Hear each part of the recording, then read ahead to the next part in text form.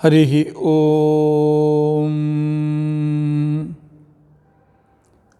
ಜನ್ಮಾದ್ಯಸ್ಯ ಯತೋನ್ಮಯಾದಿತರತಶ್ಚಾರ್ಥೇಷ್ವವಿಘ್ನಸ್ವರಾಟ್ ತೇನೇ ಬ್ರಹ್ಮಹೃದಾಯ ಆದಿಕವಯೇ ಮುಹ್ಯಂತಿ M ಸೂರಯಃ ತೇಜೋ ವಾರಿಮೃದಾಂ ಯಥಾ ವಿನಿಮಯೋ ಯತ್ರ ತ್ರಿಸರ್ಗೋ ಮೃಷಾ ಧಾಮ್ನಾ ಸ್ವೇನ ಸದಾ ನಿರಸ್ತಕುಹಕಂ ಸತ್ಯಂ ಪರಂ ಧೀಮಹಿ ಸೃಷ್ಟಿಸ್ಥಿತ್ಯಪ್ಯಹೇಯಾಂ ನಿಯತಿದೃಶಿತಮೋ ಬಂಧಮೋಕ್ಷಾಶ್ಚ ಯಸ್ಮಾತ್ ಅಸ್ಯ ಶ್ರೀ ಬ್ರಹ್ಮರುದ್ರ ಪ್ರಭೃತಿಸುರನರದ್ವೀಷಶತ್ರುತ್ಮಕಸ್ಯ ವಿಷ್ಣೋರ್ವ್ಯಸ್ತಾಃ ಸಮಸ್ತಾಃ ಸಕಲಗುಣನಿಧಿಃ ಸರ್ವದೋಷವ್ಯಪೇತಃ ಪೂರ್ಣಾನಂದಾಪ್ಯಯೋ ಯೋ ಗುರುರಪಿ ಪರಮಶ್ಚಿಂತಯೇತಂ ಮಹಾಂತಂ ಧರ್ಮ ಪ್ರೋಜ್ಜಿತಕೈತವೋತ್ರ ಪರಮಃ ನಿರ್ಮತ್ಸರಾಣಾಂ ಸತಾಂ ವೇದ್ಯಂ ವಾಸ್ತವಮತ್ರ ವಸ್ತು ಶಿವದಂ ತಾಪತ್ರಯೋನ್ಮೂಲನಂ ಶ್ರೀಮದ್ಭಾಗವತೆ ಮಹಾಮುನಿಕೃತೆ ಕಿಂ ವಾ ಪರೈರೀಶ್ವರಃ ಸದ್ಯೋ ಹೃದ್ಯವರುಧ್ಯತೇತ್ರ ಕೃತಿಭಿಃ ಶುಶ್ರೂಷುಭಿಸ್ತಕ್ಷಣಾತ್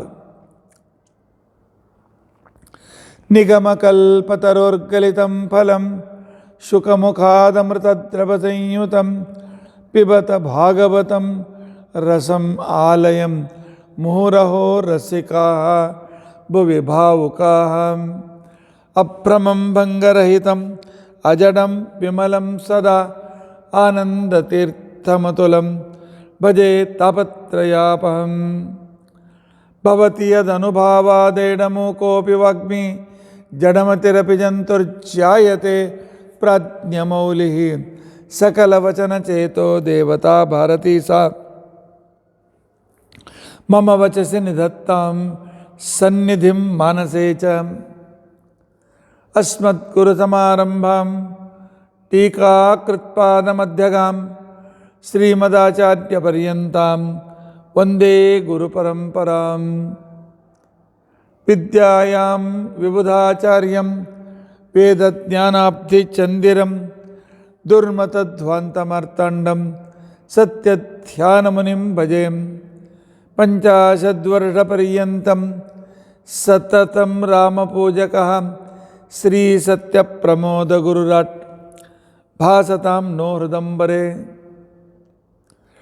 ಬಂಧುಸ್ತ್ವಂ ಗುರುರಿಷ್ಟದೈವತಮಿತಿ ತ್ವತ್ಪಾದಪಂಕೇರುಹಂ ಪ್ರಾಪ್ತಂ ಮಾಂ ಪರಿಪಾಲಯೇತಿ ಸತತಂ ಯಾಚೇ ನಿಬದ್ಧಾಂಜಲಿಃ ಚಿತ್ತಂ ಮದ್ಗುಣದೋಷಚಿಂತನವಿಧೌ ನೂನಂ ಮನಾಂ ಮಾ ಕೃತಾಃ ಶ್ರೀಸತ್ಯಾತ್ಮಗುರೋ ತ್ವದಂಘ್ರಿಯುಗಲಂ ಹಿತ್ವಾ ನಮೇ ಸದ್ಗತಿಃ ಯೈರಹಂ ಶುಕವತ್ ಸಮ್ಯಕ್ ಶಿಕ್ಷಿತೋಸ್ಮಿ ಕೃಪಾಲುಭಿಃ ತಾನ್ ವಂದೇ ಧೇನುಪಾಚಾರ್ಯಾನ್ ತತ್ವಜ್ಞಾನಾರ್ಥಸಿದ್ಧಯೇ ಶ್ರೀ ಗುರುಭ್ಯೋ ನಮಃ. ಹರಿ ಓಂ. ಹರಿ ಓಂ. ಹರಿ ಓಂ. ಸ್ವಸ್ತಿಸ್ತು ಅಸೇಢ ಸನ್ಮಂಗಲಾನಿ ಸಂತು. ಶ್ಲೋಕೈಕಶ್ರವಣಪಠನಮಾತ್ರೇಣ ವಕ್ತುಶ್ಚ ಶ್ರೋತॄಣಾಂ ನಿಖಿಲ ಕಲಿಕೃತ ಕಲ್ಮಷಾಪನೋದನ ಪುಟತರೆ ಧರ್ಮಾದ್ಯಖಿಲ ಪುರುಷಾರ್ಥ ಸಾಧನೀಭೂತೆ ಅದ್ಯ ಶ್ರೀಮದ್ಭಾಗವತೆ ಅಷ್ಟಮಸ್ಕಂದಾಂತರ ಕಥಾ ಪ್ರಾರಂಭೆ ಸತಿ ಕಿಂಚಿತ್ ಪೂರ್ವಕಥಾನುವಾದಃ. ಹರಿ ಓಂ. ಹರಿ ಓಂ. ಹರಿ ಓಂ.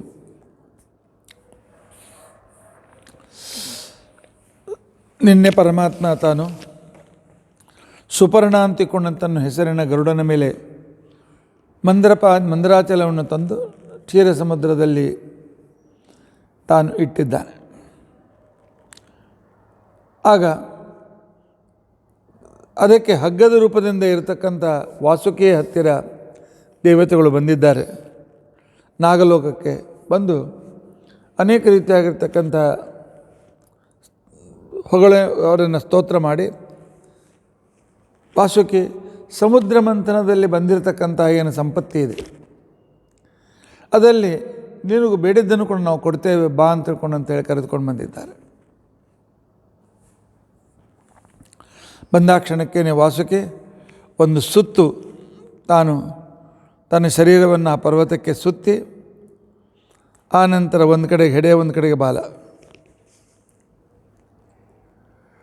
ಭಗವಂತ ಅಸುರರನ್ನು ಕೊಲ್ಲಬೇಕಾಗಿರ್ತಕ್ಕಂಥ ಸಂದರ್ಭದಲ್ಲಿ ಅದ್ಭುತವಾಗಿರ್ತಕ್ಕಂಥ ರಾಜನೀತಿಯನ್ನು ಮಾಡ್ತಾನೆ. ಅಜಿತ ನಾಮಕನಾದ ಶ್ರೀಹರಿ ಇಂದ್ರಾದಿ ದೇವತೆಗಳನ್ನು ತನ್ನ ಜೊತೆಯಲ್ಲಿ ಕರೆದುಕೊಂಡು, ಆಗ ಅವನು ಎಲ್ಲಿ ವಾಸುಕಿಯ ಮುಖ ಇತ್ತು ಆ ಮುಖದ ಕಡೆಗೆ ಹೋಗಿ ಮುಖವನ್ನು ಹಿಡಿದುಕೊಂಡಿದ್ದಾನೆ. ಉಳಿದ ದೇವತೆಗಳು ಸಾಲಾಗಿ ಅವನ ಹಿಂದಿಂದ ಆ ವಾಸುಕಿ ಸರ್ಪವನ್ನು ಅವರು ಹಿಡಿದುಕೊಂಡಿದ್ದಾರೆ. ಹಿಡಿದುಕೊಂಡಿರತಕ್ಕಂಥ ಸಂದರ್ಭದಲ್ಲಿ ಆಗ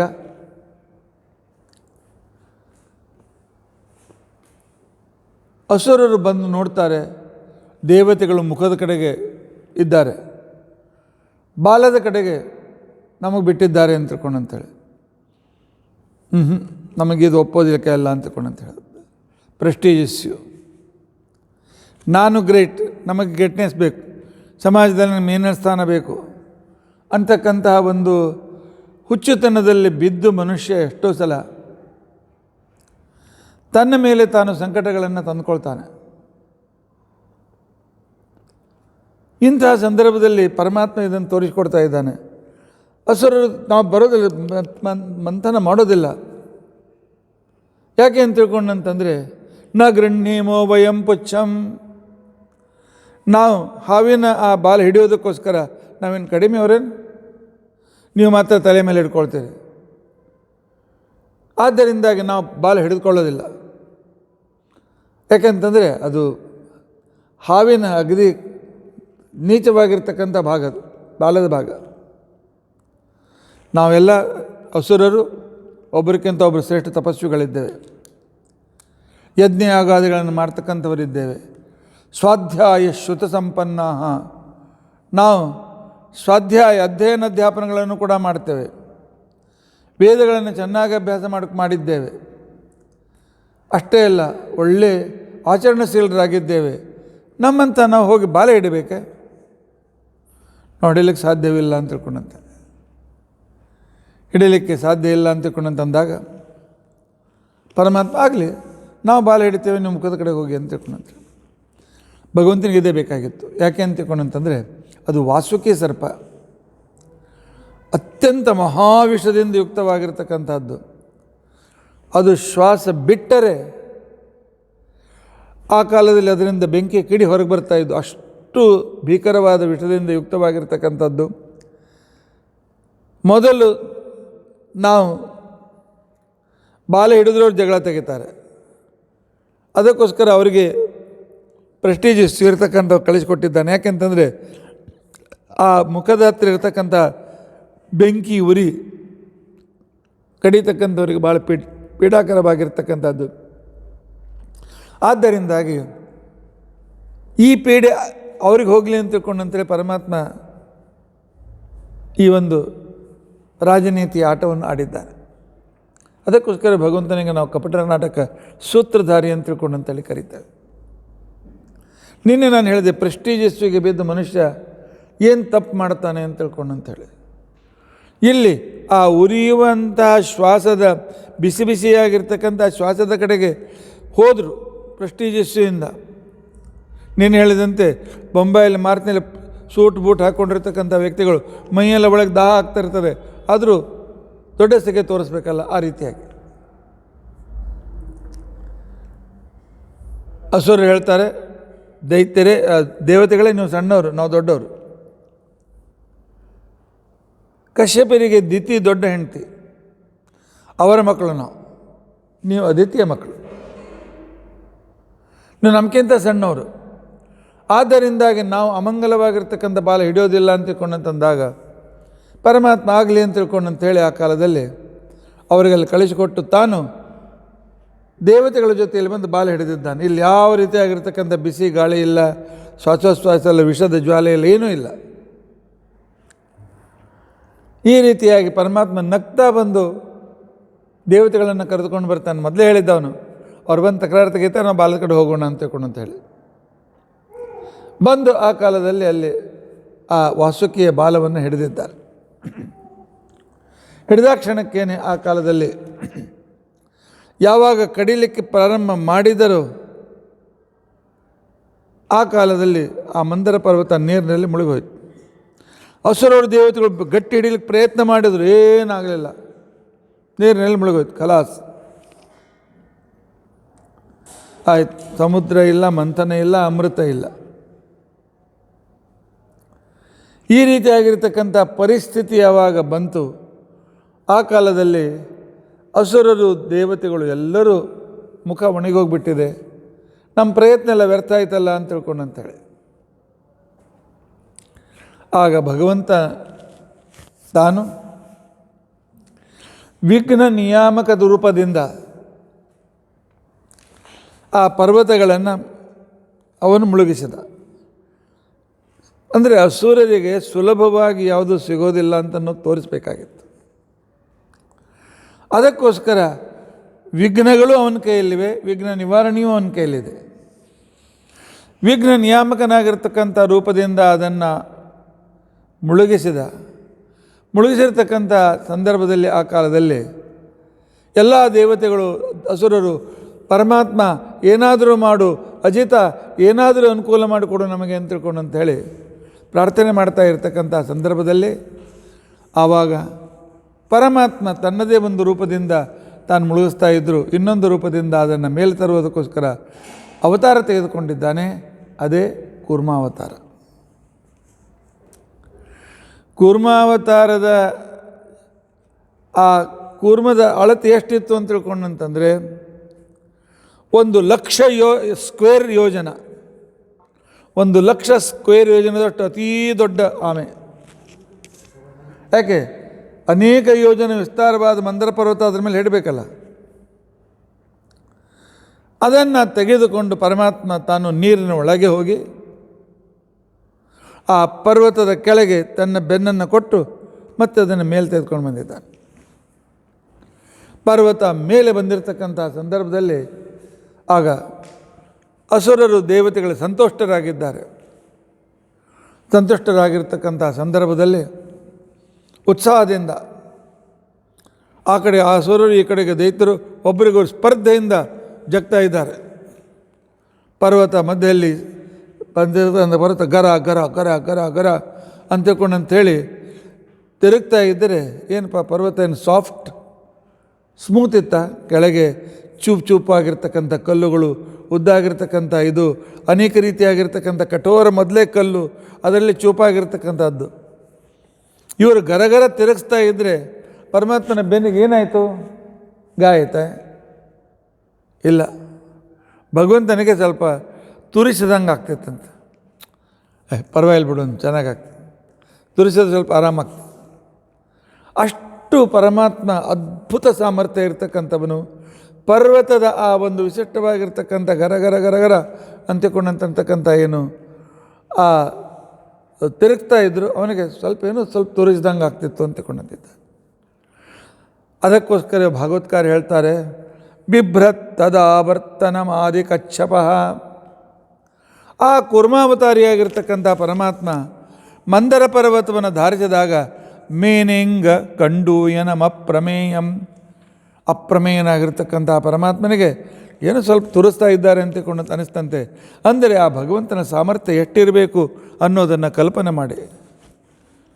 ಎಷ್ಟೋ ಯೋಜನ ವಿಸ್ತಾರವಾದ, ಆನಂತರ ಕೋಟ್ಯಾವಧಿ ಟನ್ನಿನಷ್ಟು ಭಾರವಾಗಿರ್ತಕ್ಕಂಥ ಆ ಪರ್ವತ ತಿರುಗಿಸ್ತಾ ಇದ್ದರೆ ಭಗವಂತನಿಗೆ ಏನೂ ಆಗಲಿಲ್ಲ.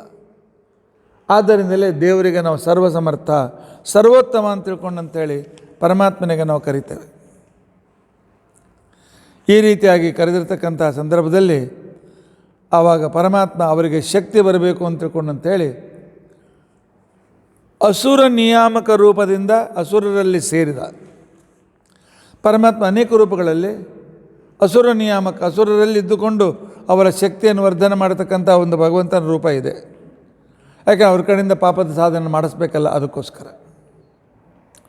ಆ ಅಸುರ ನಿಯಾಮಕವಾಗಿರ್ತಕ್ಕಂಥ ರೂಪದಿಂದ ಪರಮಾತ್ಮ ಅಸುರರಲ್ಲಿ ಸೇರಿ ಅವರಿಗಿನ್ನೂ ಶಕ್ತಿ ಉತ್ಸಾಹವನ್ನು ಕೊಟ್ಟಿದ್ದಾನೆ. ಇನ್ನೂ ಹೆಚ್ಚು ಶಕ್ತಿಯಿಂದ ಅವರು ಮತನ ಮಾಡಲಿ ಅಂತ ತಿಳ್ಕೊಂಡಂತೇಳಿ. ಆ ನಂತರ ದೇವರೂಪದಿಂದ ತಾನು ಸ್ವತಃ ದೇವತೆ, ದೇವತಾ ರೂಪದಿಂದ ದೇವತೆಗಳಲ್ಲಿ ನಿಯಾಮಕನಾಗಿದ್ದುಕೊಂಡು ಸೇರಿ ದೇವತೆಗಳಿಗೂ ಕೂಡ ವಿಶೇಷವಾಗಿರ್ತಕ್ಕಂಥ ಗತಿ, ಸಾಮರ್ಥ್ಯ, ಉತ್ಸಾಹವನ್ನು ಕೊಟ್ಟಿದ್ದಾನೆ.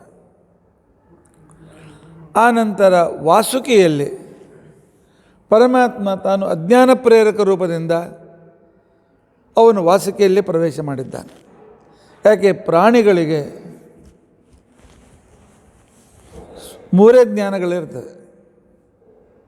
ಪಶುಗಳಲ್ಲಿ ಎಷ್ಟು ಜ್ಞಾನ? Survival of fittest. ಹೊಟ್ಟೆ ಹೇಗೆ ತುಂಬಿಸ್ಕೊಳ್ಬೇಕು, ಆತ್ಮರಕ್ಷಣೆ ಹೇಗೆ ಮಾಡಿಕೊಳ್ಬೇಕು, ಆ ನಂತರ ಸಂತಾನ ಹೇಗೆ ಪಡೆಯಬೇಕು, ಈ ಮೂರು ಬಿಟ್ಟು ಬೇರೆ ಹೆಚ್ಚಿನ ಜ್ಞಾನ ಇರೋದಿಲ್ಲ. ಕಲಿಸಿದಾಗ ಸ್ವಲ್ಪ ಬರ್ಬೋದು. ಪರಮಾತ್ಮ ಅವರಲ್ಲಿ ಅಜ್ಞಾನ ಪ್ರೇರಕನಾಗಿ ಪಶುಗಳಲ್ಲಿ ಇದ್ದು ಅವರಿಗೆ ಆ ರೀತಿಯಾಗಿರ್ತಕ್ಕಂಥ ಸಾಮರ್ಥ್ಯವನ್ನು, ಅದಕ್ಕೋಸ್ಕರ ಅಲ್ಲಿ ಹೆಚ್ಚಿನ ಶಕ್ತಿ ಸಾಮರ್ಥ್ಯ ಇದೆ. ಅದಕ್ಕೋಸ್ಕರ ನಮ್ಮ ಶಾಸ್ತ್ರದಲ್ಲಿ ಹೇಳ್ತಾರೆ ಮಾಂಸಾಹಾರ ತಿನ್ನಬೇಡಿ ಅಂತ ತಿಳ್ಕೊಂಡಂತ.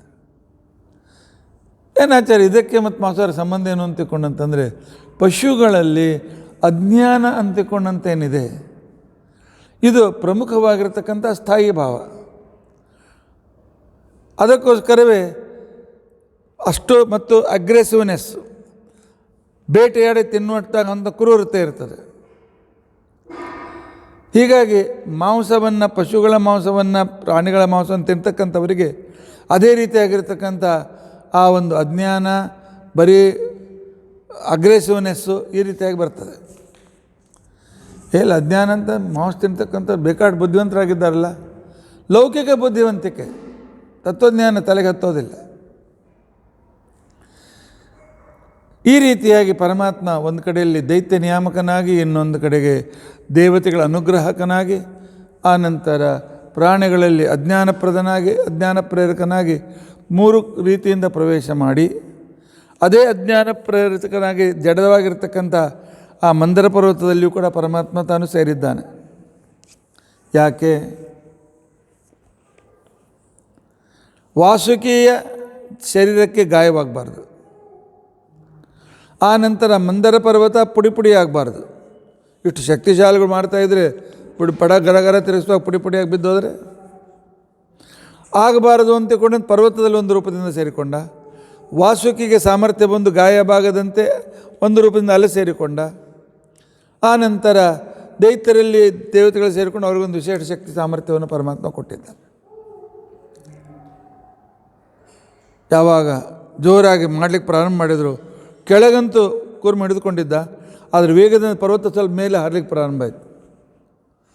ಆಗ ಪರಮಾತ್ಮ, ಚತುರ್ಭುಜನಾಗಿರ್ತಕ್ಕಂಥ ಪರಮಾತ್ಮ ಆ ಕಾಲದಲ್ಲಿ ಒಂದು ಕೈಯಿಂದ ಪರ್ವತನ ಒತ್ತಿ ಹಿಡಿದಿದ್ದಾನೆ. ಕಲ್ಪನೆ ಮಾಡಿಕೊಳ್ಳಿ, ವಿಶಾಲವಾದ ಪರ್ವತ, ಪರಮಾತ್ಮನು ದೇವತೆಗಳ ಜೊತೆಗೆ ಮಂಥನ ಮಾಡ್ತಾ ಇದ್ದಾನೆ. ತನ್ನ ವಿಶ್ವರೂಪ ತೆಗೆದುಕೊಂಡು ಒಂದು ಕೈಯಿಂದ ಪರ್ವತನ ಒತ್ತಿ ಹಿಡಿದ. ಮೇಲೆ ಹಾರಬಾರ್ದು ಅಂತ ತಿಳ್ಕೊಂಡಂತೇಳಿ, ಕೆಳಗೆ ಮುಳುಗಬಾರ್ದು ಅಂತ ತಿಳ್ಕೊಂಡಂತೇಳಿ ಕೂರ್ಮರೂಪನಾದ. ತಾತ್ಪರ್ಯ ಇಷ್ಟೇ, ದೇವತೆಯರ ಭಗವಂತನ ಸಹಾಯವಿಲ್ಲದೆ ಯಾವ ಕೆಲಸವೂ ಪೂರ್ತಿ ಆಗೋದಿಲ್ಲ. ಪರಮಾತ್ಮನ ಈ ಅದ್ಭುತ ರೂಪ, ಕೆಳಗೆ ಆಧಾರನಾಗಿ, ಆನಂತರ ಆ ಹಾವನ್ನು ತಾನು ಕಡಿತಕ್ಕಂಥ ವ್ಯಕ್ತಿಯಾಗಿ, ಮೇಲಿನಿಂದ ಒಂದು ಪರ್ವತವನ್ನು ಒತ್ತಿ ಹಿಡಿದು ಮಾಡ್ತಕ್ಕಂಥ ಭಗವಂತನ ಈ ಅದ್ಭುತವಾದ ಇದನ್ನು ನೋಡಿ ಭಾಗವತ್ಕಾರ ವರ್ಣನೆ ಮಾಡ್ತಾರೆ. ಉಪರ್ಯದಶ್ಚಾತ್ಮನಿ ನೇತ್ರ ಗೋತ್ರಯೋ ಪರೇಣತೆ ಪ್ರಾವಿಶತ ಸಮೇಧಿತ ಮಮಂಥುರಪ್ತಿಂ ತರಸಾ ಮದೋತ್ಕಟಾ ಮಹಾತ್ರಿಣಾಕ್ಷೋಭಿತ ನಕ್ರಚಕ್ರಂ. ಉಪರಿ ಅಧ,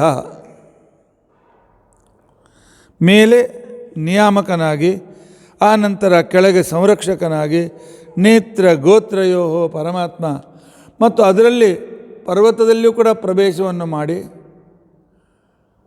ಅದರಿಂದ ಯಾವುದೇ ರೀತಿಯಾಗಿರ್ತಕ್ಕಂಥ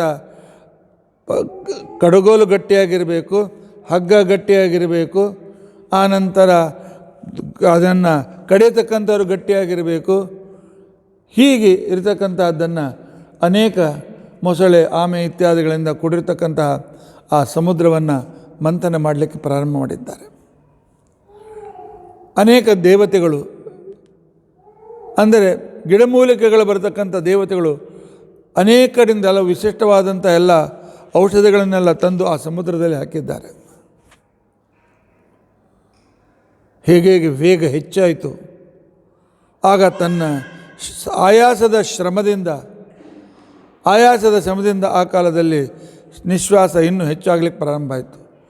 ಆ ವಾಸುಕಿ ಫುಸ್ ಬುಸ್ ಅಂತ ತಿಳ್ಕೊಂಡು ಅಂತೇಳಿ ಶ್ವಾಸವನ್ನು ತೆಗೆದುಕೊಳ್ಳಿಕ್ಕೆ ಪ್ರಾರಂಭ ಮಾಡಿದಾಗ ಆ ಕಾಲದಲ್ಲಿ ಅವನ ಮುಖದಿಂದ ವಿಷಜ್ವಾಲೆ ನಿಶ್ವಾಸದಿಂದ ಯಾವಾಗ ಬಿಡಲಿಕ್ಕೆ ಪ್ರಾರಂಭ ಆಯಿತು, ಆ ಬೆಂಕಿಯಿಂದ, ಆ ಪ್ರೆಸ್ಟೀಜಸ್ಸುವಿನಿಂದ ಹೋಗಿ ಅಲ್ಲಿ ಕೂತ್ಕೊಂಡಿದ್ರಲ್ಲ, ಆ ಮುಖದ ಹಿಡ್ಕೊಂಡಿದ್ರತಕ್ಕಂಥ ಆ ಅಸುರನೇನಿದ್ದರು, ಪೌಲೋಮ, ಕಾಲಿಕೇಯ, ಬಲಿ, ಇಲ್ಬಲ ಇತ್ಯಾದಿಗಳೆಲ್ಲ ಹೇಗೆ ಅಂತಂದರೆ ಬೆಂಕಿಯಲ್ಲಿ ಹೋಗಿ ಮೈ ಸುಟ್ಟುಕೊಂಡು ದೀಪದ ಹೊಳದಂತೆ ಮೈಯೆಲ್ಲ ಕರಕಾಗಿ ಹೋಗ್ಬಿಡ್ತು. ಕರಕ್ಕಾಗಿ ಅದನ್ನು ತಡಿಲಿಕ್ಕಾಗಲಾರದೆ ಮೂರ್ಛಿತರಾದ ಕೆಳಗೆ ಬಿಟ್ಟುಬಿಟ್ಟಿದ್ದಾರೆ. ಆ ವಿಷದ ಜ್ವಾಲೆ ಮುಂದೆ ಬಂದು ದೇವತೆಗಳ ಬಟ್ಟೆಗಳು ಸುಡಲಿಕ್ಕೆ ಪ್ರಾರಂಭ ಆಗಿದೆ, ಆನಂತರ ಮಾಲೆ ಸುಡಲಿಕ್ಕೆ ಪ್ರಾರಂಭ ಆಗಿದೆ. ಹೀಗಾಗಿ ಅವರು ಕೂಡ ಕೈ ಬಿಟ್ಟುಕೊಂಡು ಕೂತ್ಕೊಂಡ್ಬಿಟ್ರು. ಈ ರೀತಿಯಾಗಿ ಶಕ್ತಿಹೀನರಾಗಿ ಸಮುದ್ರ ಮಂಥನ ಬಿಡ್ತಾ ಇದ್ದಾರೆ ಬಾ ಅಂತ ತಿಳ್ಕೊಂಡಂತೇಳಿ ಪರಮಾತ್ಮ ಆ ಕಾಲದಲ್ಲಿ ತಾನೇ ಇಂದ್ರನಲ್ಲಿ ಸನ್ನಿಹಿತನಾಗಿದ್ದುಕೊಂಡು ಪರ್ಜನ್ಯನಿಗೆ ಆಜ್ಞೆ ಮಾಡ್ತಾನೆ, ಚೆನ್ನಾಗಿ ಮಳೆ ಬೀಳಿಸು ಅಂತ ತಿಳ್ಕೊಂಡಂತೇಳಿ. ಆಗ ಧೋಧೋ ಮಳೆ ಆಗಲಿಕ್ಕೆ ಪ್ರಾರಂಭ ಆಯಿತು. ತಂಪಾಯಿತು, ದೈತ್ಯರಿಗೂ ಅಸುರರಿಗೂ ತಂಪಾಗಿ ಆ ಕಾಲದಲ್ಲಿ ಆವಾಗ ಕಡದಲಿಕ್ಕೆ ಪ್ರಾರಂಭ ಕಡಿದ್ರು 15 ದಿವಸ ಆಯ್ತು, 20 ದಿವಸ ಆಯ್ತು, ತಿಂಗಳಾಯ್ತು, ಏನೂ ಬರಲಿಲ್ಲ. ಒಳಗಿಂದ ಏನೂ ಬರಲಿಲ್ಲ. ಕೊನೆಗೆ ನಮ್ಮ ಕಡೆಯಿಂದ ಆಗಂಗಿಲ್ಲ ಬಾ ಅಂತ ತಿಳ್ಕೊಂಡಂತೇಳಿ ಕೈ ಚೆಲ್ಲಿ ಎಲ್ಲರೂ ಕೂತ್ಕೊಂಡು ಬಿಟ್ಟಿದ್ದಾರೆ. ಆ ಸಮುದ್ರ ದಂಡೆಯ ಮೇಲೆ ಬಿದ್ಕೊಂಡು ಬಿಟ್ಟಿದ್ದಾರೆ. ನಮ್ಮ ಕಡೆಯಿಂದ ಆಗೋದಿಲ್ಲ. ಈ ರೀತಿಯಾಗಿ ಆದಾಗಿರ್ತಕ್ಕಂಥ ಸಂದರ್ಭದಲ್ಲಿ ದೇವತೆಗಳ ಮುಖದಲ್ಲಿರ್ತಕ್ಕಂಥ ಕರುಣತೆಯನ್ನು ನೋಡಿ ಪರಮಾತ್ಮ ತಾನೇ ಸ್ವತಃ ಅಜಿತನಾಮಕನಾಗಿರ್ತಕ್ಕಂಥ ಆ ಭಗವಂತ ತನ್ನ ಎರಡೂ ಕೈಗಳಿಂದ ಆ ಇದನ್ನು ಇಟ್ಕೊಂಡಿದ್ದಾನೆ. ಯಾವುದು? ವಾಸುಕಿಯ ನಾಗವನ್ನು, ಒಂದು ಕಡೆ ಮುಖ, ಒಂದು ಕಡೆ ಬಾಲ, 4 ಐದು ಅಲ್ಲ, ಇನ್ನೊಂದು ಕೈಯಿಂದ ಮೇಲಿನಿಂದ ಒತ್ತಿದ್ದಾನೆ, ಇನ್ನೊಂದು ಕೈಯಿಂದ ಪರ್ವತವನ್ನು ಕೂಡ ಗಟ್ಟಿಯಾಗಿ ಹಿಡಿದಿದ್ದಾನೆ. ಹಿಡಿದು ಇನ್ನು ಉಳಿದ 2 ಕೈಯಿಂದ ಪರಮಾತ್ಮ ಮಂಥನ ಮಾಡಲಿಕ್ಕೆ ಪ್ರಾರಂಭ ಮಾಡಿದ್ದಾನೆ. ಯಾವಾಗ ಜೋರಾಗಿ ಮಥನ ಪ್ರಾರಂಭ ಆಯಿತು, ಪರಮಾತ್ಮ ಯಾಕೆ ಕೈ ಹಿಡ್ಕೊಂಡ ಅಂತ ತಿಳ್ಕೊಂಡಂತಂದರೆ ಅದಕ್ಕೆ ವಾದರಾಜ ಉದಾಹರಣೆ ಕೊಡ್ತಾರೆ. ಮಥನ ಭರೇಣ ಚ್ಯೂತ ಪಕ್ವ ಬೀಜವತ ಉದ್ಗಮನ ಪರಿಹಾರಾಯ ಉಪರಿ ಹರೇಹೇ ಅವಸ್ಥಾನಂ ಚೂರ್ಣಿ ಭಾವ ಪರಿಹಾರಾಯ ಗೋತ್ರೇ ಗಿರೋ ಪ್ರವೇಶ ಇತಿ ಭಾವ ಅಂಥೇಳಿ ವಾದರಾಜ ಅಲ್ಲಿ ತಾತ್ಪರ್ಯಕ್ಕೆ ವ್ಯಾಖ್ಯಾನ ಬರೀತಕ್ಕಂಥ ಸಂದರ್ಭದಲ್ಲಿ ಇದು ಈ ರೀತಿಯಾಗಿ ಈ ಶ್ಲೋಕದ ಅಭಿಪ್ರಾಯವನ್ನು ವ್ಯಕ್ತಪಡಿಸ್ತಾರೆ. ಯಾಕೆ ಅಂತಂದರೆ ವಾಸುಕಿ ಸರ್ಪದ ಶಕ್ತಿ ಜಾಸ್ತಿ. ಎರಡೂ ಕಡೆ ಜೋರಾಗಿ ಹಿಡಿದ್ರೆ ಯಾಕೆ ಒತ್ತಿದಾಗ ಆಗ್ತದೆ. ಈ ಮಾವಿನ ಹಣ್ಣು ಚೆನ್ನಾಗಿ ಹಣ್ಣಾಗಿತ್ತು ಅಂತ ತಿಳ್ಕೊಂಡಂತಂದರೆ ಅದನ್ನು ಎರಡೂ ಕೈಯಿಂದ ಹಿಡಿದು ಒತ್ತಿಬಿಟ್ರೆ ಮೇಲಿನಿಂದ ಬೀಜ ಹೊರಗೆ ಬಂದುಬಿಡ್ತದೆ, ಎಲ್ಲ ಖಾಲಿ ಆಗಿಬಿಡ್ತದೆ ಅಂತ ತಿಳ್ಕೊಂಡು ಪರ್ವತದ ಅಂತಸತ್ತು ಹೊರಟೋಗ್ತದೆ ಅಂತ ತಿಳ್ಕೊಂಡಂತೇಳಿ ಮೇಲಿನಿಂದ ಒತ್ತಿ ಹಿಡಿದಿದ್ದಾನೆ. ಇದರ ಅಂತಸತ್ತು ಹೋಗಬಾರ್ದು ಅಂತ ತಿಳ್ಕೊಂಡಂತೇಳಿ ಕೆಳಗಿನಿಂದ ಕೂರ್ಮರೂಪವಾಗಿ ಧಾರಣ ಮಾಡಿದ್ದಾನೆ. ಇಂತಹ ಸಂದರ್ಭದಲ್ಲಿ ಪರಮಾತ್ಮ ಆ ಸಮುದ್ರ ಮಂಥನವನ್ನು ಮಾಡ್ತಾ ಇದ್ದರೆ ಆಕಾಶ ಎಲ್ಲ ಹೌಸ್ಫುಲ್. ಭಗವಂತನ ಆ ಸುಂದರ ರೂಪವನ್ನು ನೋಡೋದಕ್ಕೋಸ್ಕರ ಬಣ್ಣ ಮೋಡದಂತೆ ನೀಲಮೇಘಶ್ಯಾಮ, ಆನಂತರ ಪೀತಾಂಬರವನ್ನು ಉಟ್ಟುಕೊಂಡಿದ್ದಾನೆ, ವನಮಾಲೆಯನ್ನು ಹಾಕ್ಕೊಂಡಿದ್ದಾನೆ, ಮಕರಕುಂಡಲ ಇದೆ. ಇಂಥ ಪರಮಾತ್ಮ ಒಂದು ಕೈಯಿಂದ ಮೇಲೆ ಒಂದು ಕೈಯಿಂದ ಕೆಳಗೆ ಎರಡು ಮಾಡ್ತಾ ಇರ್ತಕ್ಕಂಥದ್ದನ್ನು ನೋಡ್ತಾ ಇದ್ದರೆ ಪರ್ವತದಂತೆ ಸಮಾನ ಕಾಣಿಸಿಕೊಂಡು ಎರಡು ಪರ್ವತಗಳು ಜೊತೆ ಜೊತೆಗೆ ಘರ್ಷಣೆ ಮಾಡ್ತಾ ಇವೇನು ಎಂಬುವಂತೆ ಕಾಣ್ತಾ ಇತ್ತಂತೆ. ಮತ್ನ ಪ್ರತಿಗಿರರಿವ ಅಶೋಭ ತಾತೋ ಧೃತಾದ್ರಿ. ಪರ್ವತವನ್ನು ಮೇಲೆ ಕೆಳಗಿನಿಂದ ಹಿಡಿದುಕೊಂಡಿರ್ತಕ್ಕಂಥ ಭಗವಂತ ಅದನ್ನು ಮಥನ ಮಾಡ್ತಾ ಇರತಕ್ಕಂಥ ಸಂದರ್ಭದಲ್ಲಿ ಇನ್ನೊಂದು ಪರ್ವತ ನಿಂತುಕೊಂಡು ಈ ಪರ್ವತವನ್ನು ತಿರುಗಿಸ್ತಾ ಇದ್ದೇನೆ ಎಂಬುವಂತೆ ಆ ರೀತಿಯಾಗಿ ದೃಶ್ಯ ಕಾಣ್ತಾ ಇತ್ತಂತೆ. ಇಂಥ ಸಂದರ್ಭದಲ್ಲಿ ಪರ್ವತದ ಸಮುದ್ರದ ತಳದಲ್ಲಿ ಇರ್ತಕ್ಕಂತಹ ವಿಷ ಮೇಲೆ ಬಂದುಬಿಟ್ಟದೆ. ಯಾಕೆ ಅಂತ ತಿಳ್ಕೊಂಡಂತಂದರೆ ಇಲ್ಲಿ ಬಾಂಬೆ ಹೈನಲ್ಲಿ ಬಾಂಬೆ ಸಮುದ್ರದ ಮಧ್ಯದಿಂದ ಗ್ಯಾಸ್ ತೆಗಿತಾರೆ. ಯಾಕೆಂದರೆ ಸಮುದ್ರ ತಳದಲ್ಲಿ ಅನೇಕ ಜಲಚರ ಪ್ರಾಣಿಗಳು ಸತ್ತು ಹೋಗಿ ಹೋಗಿ ಹೋಗಿ ತಳದಲ್ಲಿ ಬಿದ್ದಿರ್ತವೆ. ಬಿದ್ದಿರ್ತಕ್ಕಂಥ ಆ ಸತ್ತ ಪ್ರಾಣಿಗಳ ಶರೀರ ಅದು ಕೊಳೆತು ಅದರಿಂದ ಒಂದು ರೀತಿ ಅದು ಗ್ಯಾಸ್ ಬರ್ತದೆ. ಇವರು ಕಡಿಯುವಾಗ ಅದೇ ಆ ಗ್ಯಾಸ್ ಮೇಲೆ ಬಂತು. ಹೇಗೆ ಗ್ಯಾಸ್ ಮೇಲೆ ಬಂದ ಕ್ಷಣಕ್ಕೆ ಉರಿಲಿಕ್ಕೆ ಪ್ರಾರಂಭ ಆಗ್ತದೆ, ಸ್ವಲ್ಪ ಅದಕ್ಕೆ ಬೆಂಕಿ ತಾಕಿತ್ತು ಅಂತ ತಿಳ್ಕೊಂಡಂತೆ ಇವರು ಸಮುದ್ರವನ್ನು ತಗೊಂಡು ಮಾಡಿದಾಗ ಕಿಡಿಗಳು ಹೊರಡ್ತಾ ಇದ್ದು ಅಂತೆ. ಆ ಕಿಡಿಯಿಂದ ಆ ವಿಷ ಜಗತ್ತಲ್ಲಿ ಸುಡ್ಲಿಕ್ಕೆ ಪ್ರಾರಂಭ ಆಗಿದೆ. ನಿರ್ಮರ್ಥನಾತ್ ಉದದೇರಭೂತ್ ವಿಷಂ ಮಹೋದ್ಬಲಂ ಹಲಾಹಲಂ ಹಲಾಲ್ ಹವಾಮ್ ಅಗ್ರತಃ. ಅದಕ್ಕೆ ಹಲಾಹಲ ಕಾಲಕೂಟ ಅಂತ ತಿಳ್ಕೊಂಡು ಅಂತೇಳಿ ಹೆಸರಿತ್ತು ಅಂತ ತಿಳ್ಕೊಂಡಂದಿದ್ದಾರೆ. ಬಹಳ ಜನ ಪ್ರಶ್ನೆ ಮಾಡ್ತಾರೆ, ಆಚಾರ್ಯ ಮಡಿಗೆ ಗ್ಯಾಸ್ ಯಾಕೆ ಬರೋದಿಲ್ಲ ಅಂತ ತಿಳ್ಕೊಂಡಂತೆ. ಗ್ಯಾಸ್ ಮಡಿಗೆ ಯಾಕೆ ಬರೋಂಗಿಲ್ಲ? ನಾವು ಒಲೆ ಅದನ್ನು ಕೂಡ ಒಂದು ಇಂಧನವಲ್ಲವನ. ಇಂಧನ ಹೌದು, ಆದರೆ ಅದು ತಮೋಗುಣ ಪ್ರಧಾನ. ಕಟ್ಟಿಗೆ ಇಜ್ಜಲಿಂದ ಹೊತ್ತಿರತಕ್ಕಂಥದ್ದು ಸತ್ವಗುಣ ಪ್ರಧಾನ. ಯಾಕೆ? ಇದರಲ್ಲಿ ಪರಶುರಾಮ ದೇವರಿದ್ದಾರೆ. ಗ್ಯಾಸ್ ತಯಾರಾಗೋದು ಹೇಗೆ? ಅನೇಕ ಪ್ರಾಣಿಗಳ ಸತ್ತೋದಾಕ್ಷಣಕ್ಕೆ ಏನು ತಳಕ್ಕೆ ಹೋಗ್ತಾ ಕೊಳಿತಾವಲ್ಲ, ಮತ್ತು ಗಿಡ ಮರಗಳು ಕೂಡ ಬಿದ್ದು ನೀರಿನಲ್ಲಿ ಬಿದ್ದು ತಳಕ್ಕೆ ನೆಲದಲ್ಲಿ ಒಳಗೆ ಹೋಗಿ ಕೊಳೆತಿರ್ತಕ್ಕಂಥ ಸಂದರ್ಭದಲ್ಲಿ ಅದರಿಂದ ಬಂದಿರತಕ್ಕಂಥ ಏನು ಒಂದು ವಿಶಿಷ್ಟವಾದ ಹವೆ ಇದೆಯಲ್ಲ, ಅದೇ ಗ್ಯಾಸ್. ಆದ್ದರಿಂದಾಗಿ ಅದು ತಮೋಗುಣ. ಅದರಲ್ಲಿ ಮಾಡಿದ ಅನ್ನವನ್ನು ದೇವರಿಗೆ ನೈವೇದ್ಯ ತೋರಿಸ್ಲಿಕ್ಕೆ ಬರೋದಿಲ್ಲ. ಮೃತ ಕೊಳೆತ ಪದಾರ್ಥಗಳಿಂದ ಹುಟ್ಟತಕ್ಕಂತಹ ವೇಸ್ಟ್ನಿಂದ ಹುಟ್ಟತಕ್ಕಂಥ ಏನು ಗ್ಯಾಸ್ ಇದೆಯಲ್ಲ, ಅದರಲ್ಲಿ ತಮೋಗುಣ ಇರ್ತದೆ. ಕಟ್ಟಿಗೆಯಲ್ಲಿರ್ತಕ್ಕಂಥದ್ದು ಆ ಕಟ್ಟಿಗೆ ಅದು ಕೊಳೆತಿರೋದಿಲ್ಲ, ಗಟ್ಟಿಯಾಗಿರ್ತದೆ. ಗಟ್ಟಿಯಾಗಿ ಕೊಳೆತಿದ್ರೆ ಒದಿಯೋದೇ ಇಲ್ಲ. ಹೀಗಾಗಿ ಅಲ್ಲಿ ನಿಬಿಡತೆ ಇರತಕ್ಕಂಥ ಸಂದರ್ಭದಲ್ಲಿ ಅಲ್ಲಿ ಪರಶುರಾಮ ದೇವರ ವಾಸಸ್ಥಾನ. ಆದ್ದರಿಂದ ಇಡ್ಲಿ ಮತ್ತು ಕಟ್ಟಿಗೆ ಒಲೆ ಮೇಲೆ ಮಾಡಿದ ಅಡಿಗೆಯೇ ಭಗವಂತ ನೈವೇದ್ಯಕ್ಕೆ ಬರ್ತಾರೆ. ಏನು ರೀ ಸಿಕ್ಕೋದಿಲ್ಲ, ಹಾಗಾಯ್ತು ಹೀಗಾಯ್ತು, ಏನು ಸಿಗದೇ ಇರಲಿಕ್ಕೆ ಕೊಯ್ನೂರು ರತ್ನವೇ ಇದು? ಸಿಗ್ತಾಯಿದ್ದು 10-20 ಕಿಲೋಮೀಟ್ರ್ ಯಾವುದಾದ್ರು ಅಂಗಡಿ ಸಿಗ್ತದೆ, ಹೋಗಿ ತೆಗೆದುಕೊಂಡು ಬನ್ನಿ. ಎಲ್ಲ ಊರಿನಲ್ಲಿಯೂ ಕೂಡ ಇದ್ದಲ್ಲಿ ಸೌದೆ ಸಿಗ್ತದೆ. ಕೊನೆಗೆ ದೇವರ ನೈವೇದ್ಯಕ್ಕೆ ನನ್ನ ತಯಾರು ಮಾಡ್ತಾರೆ. ಕೊನೆಗೆ ಇದರರ್ಥ ನಾಗರಾಚಾರ್ಯ ಹೇಳಿದ್ದಾರೆ, ಗ್ಯಾಸ್ ಬರ್ತದೆ ಅಂತ ತಿಳ್ಕೊಂಡಂತ ಹಾಗಲ್ಲ, ಬರೋದೇ ಇಲ್ಲ, ಏನೂ ಆಗೋದಿಲ್ಲ ಅಂತ ತಿಳ್ಕೊಂಡು ದೇವ್ರ ನೈವೇದ್ಯಕ್ಕಾದರೂ ಒಂದು ಸಣ್ಣ ಒಲೆ ಇಟ್ಕೊಂಡು, ಈಗ ಸರಾಯಿ ಕುಕ್ಕರ್ ಬರ್ತಾ ಇವೆಯಲ್ಲ, ಆ ಸರಾಯಿ ಕುಕ್ಕರ್ ಇಟ್ಕೊಂಡು ಎಷ್ಟು ಒಂದು ಮುಷ್ಟಿ ಇದ್ಲು ಸಾಕು, ದೇವ್ರ ನೈವೇದ್ಯ ಕಡೆಗೆ ತಯಾರಾಗ್ತದೆ. ಆದರೆ ಅದು ಸ್ಟೀಲ್ನಲ್ಲಿದೆ. ಅದನ್ನು ಮತ್ತೆ ಪುನಃ ಹಿತ್ತಾಳಿಯೋ ಅಥವಾ ಬೆಳ್ಳಿಯೋ ಅಥವಾ ತಾಮ್ರದ ಪಾತ್ರೆಯಲ್ಲಿ ನೈವೇದ್ಯ ತೆಗೆದು ಆನಂದ ನೈವೇದ್ಯ ತೋರಿಸಿ. ಕಬ್ಬಿಣದಲ್ಲಿ ನೈವೇದ್ಯ ತೋರಿಸ್ಬೇಡಿ. ಸ್ಟೀಲು, ಕಬ್ಬಿಣ, ಅದರಲ್ಲಿ ತಮೋಗುಣ ಇರ್ತಾರೆ. ಅದಕ್ಕೋಸ್ಕರವೇ ಸ್ಟೀಲ್ ತಾಟುಗಳು, ಸ್ಟೀಲ್ ತಂಬಿಗೆಗಳು, ಸ್ಟೀಲ್ ಲೋಟಗಳು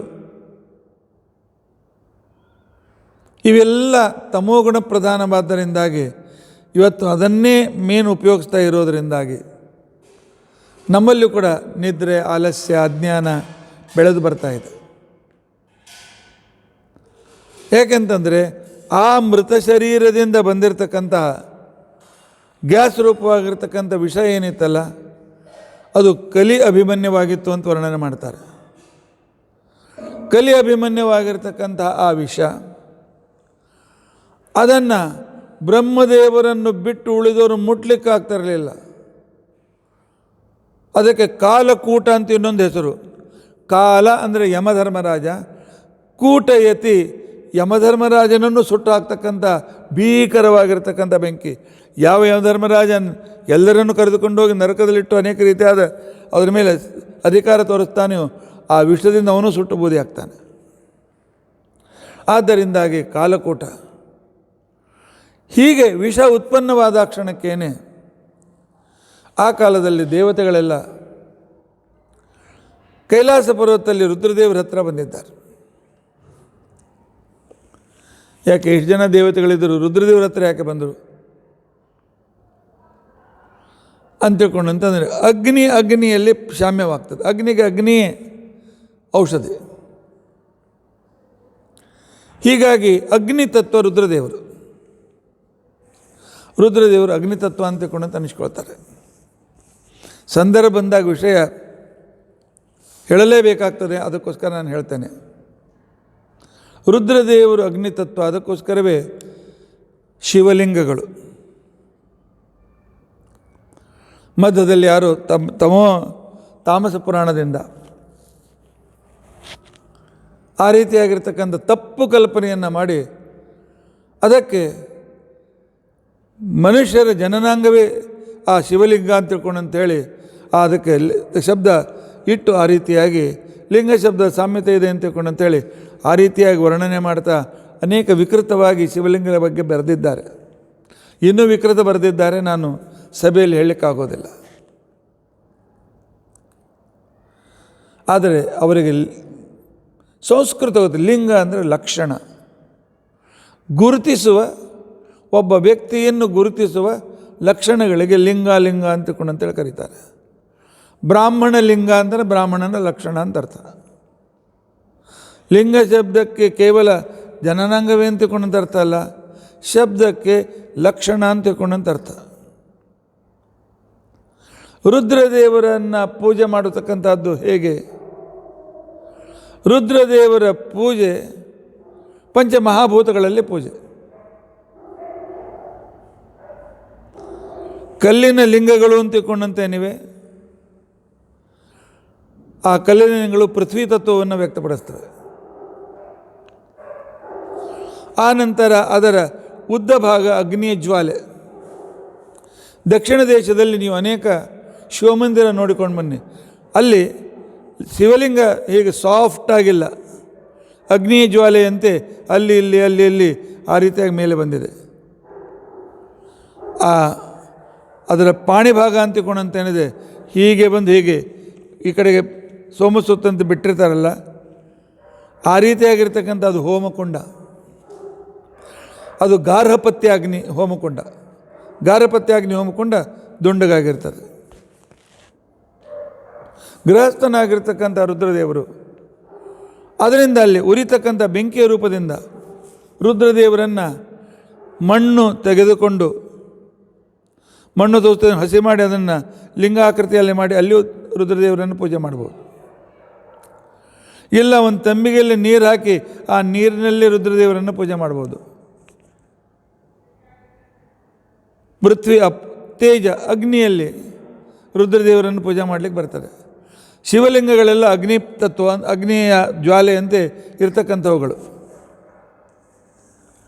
ವಾಯುವಿನಲ್ಲಿ ರುದ್ರದೇವರನ್ನು ಪೂಜೆ ಮಾಡಲಿಕ್ಕೆ ಬರ್ತಾರೆ. ಆಕಾಶದಲ್ಲಿ ರುದ್ರದೇವರನ್ನು ಪೂಜೆ ಮಾಡಲಿಕ್ಕೆ ಬರ್ತದೆ. ಅದಕ್ಕೋಸ್ಕರ ನಮ್ಮ ಹಿಂದೂಸ್ತಾನದಲ್ಲಿ ಜ್ಯೋತಿರ್ಲಿಂಗಗಳಲ್ಲಿ ಕೆಲವು ವಾಯವ್ಯ ಲಿಂಗಗಳು, ಕೆಲವು ಭೌಮ್ಯ ಲಿಂಗಗಳು, ಆನಂತರ ಕೆಲವು ಅಪ್ಲಿಂಗಗಳು, ಆನಂತರ ಕೆಲವು ಜ್ಯೋತಿರ್ಲಿಂಗಗಳು, ಆನಂತರ ಆಕಾಶೀಯ ಲಿಂಗಗಳು ಅಂತೇಳಿ ಪ್ರಸಿದ್ಧವಾಗಿರ್ತಕ್ಕಂಥವುಗಳು, ಅದನ್ನು ಪೂಜೆ ಮಾಡ್ತಾರೆ. ಇನ್ನು ಯಜ್ಞದಲ್ಲಿ ದೀಕ್ಷಿತನಾಗಿರ್ತಕ್ಕಂಥ ಬ್ರಾಹ್ಮಣನಲ್ಲಿ ರುದ್ರದೇವರನ್ನು ಆರಾಧನೆ ಮಾಡಲಿಕ್ಕೆ ಬರ್ತಾರೆ.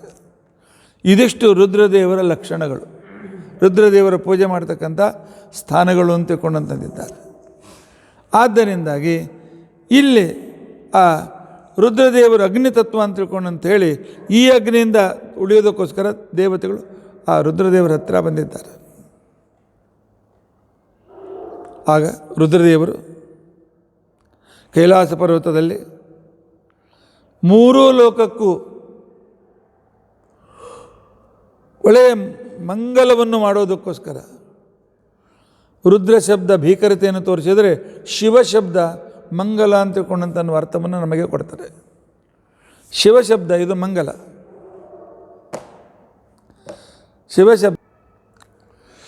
ಶಿವಶಬ್ದ ಇದು ಮಂಗಲಕರ.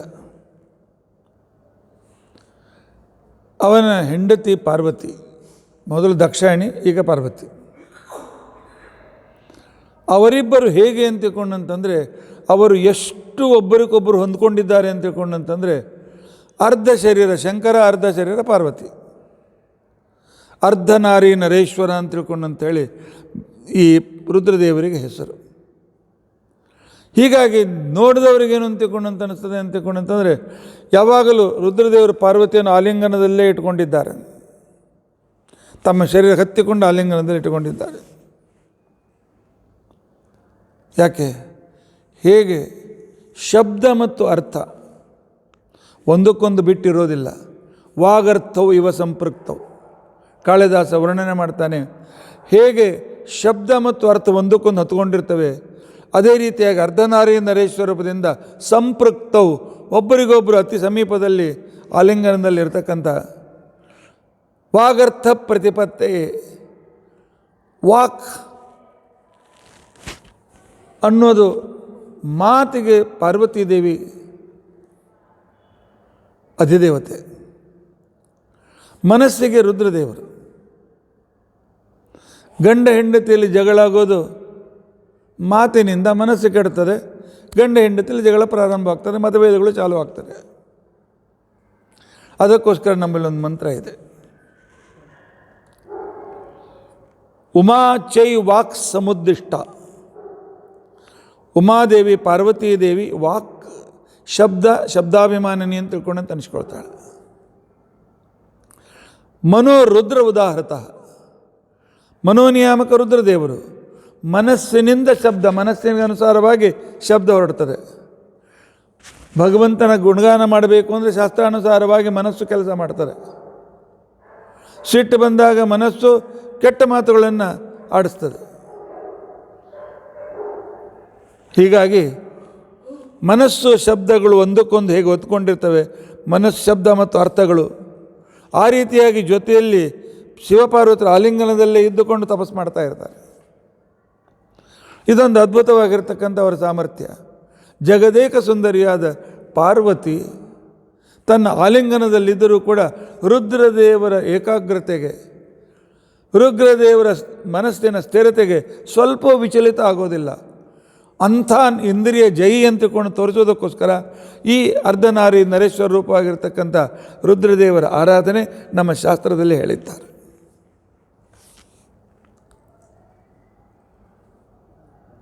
ಇನ್ನೊಂದು ನೆನಪಿಟ್ಟುಕೊಳ್ಬೇಕು, ವೈಷ್ಣವರಿಗೊಂದು ಕೆಟ್ಟ ಹೆಸರಿದೆ.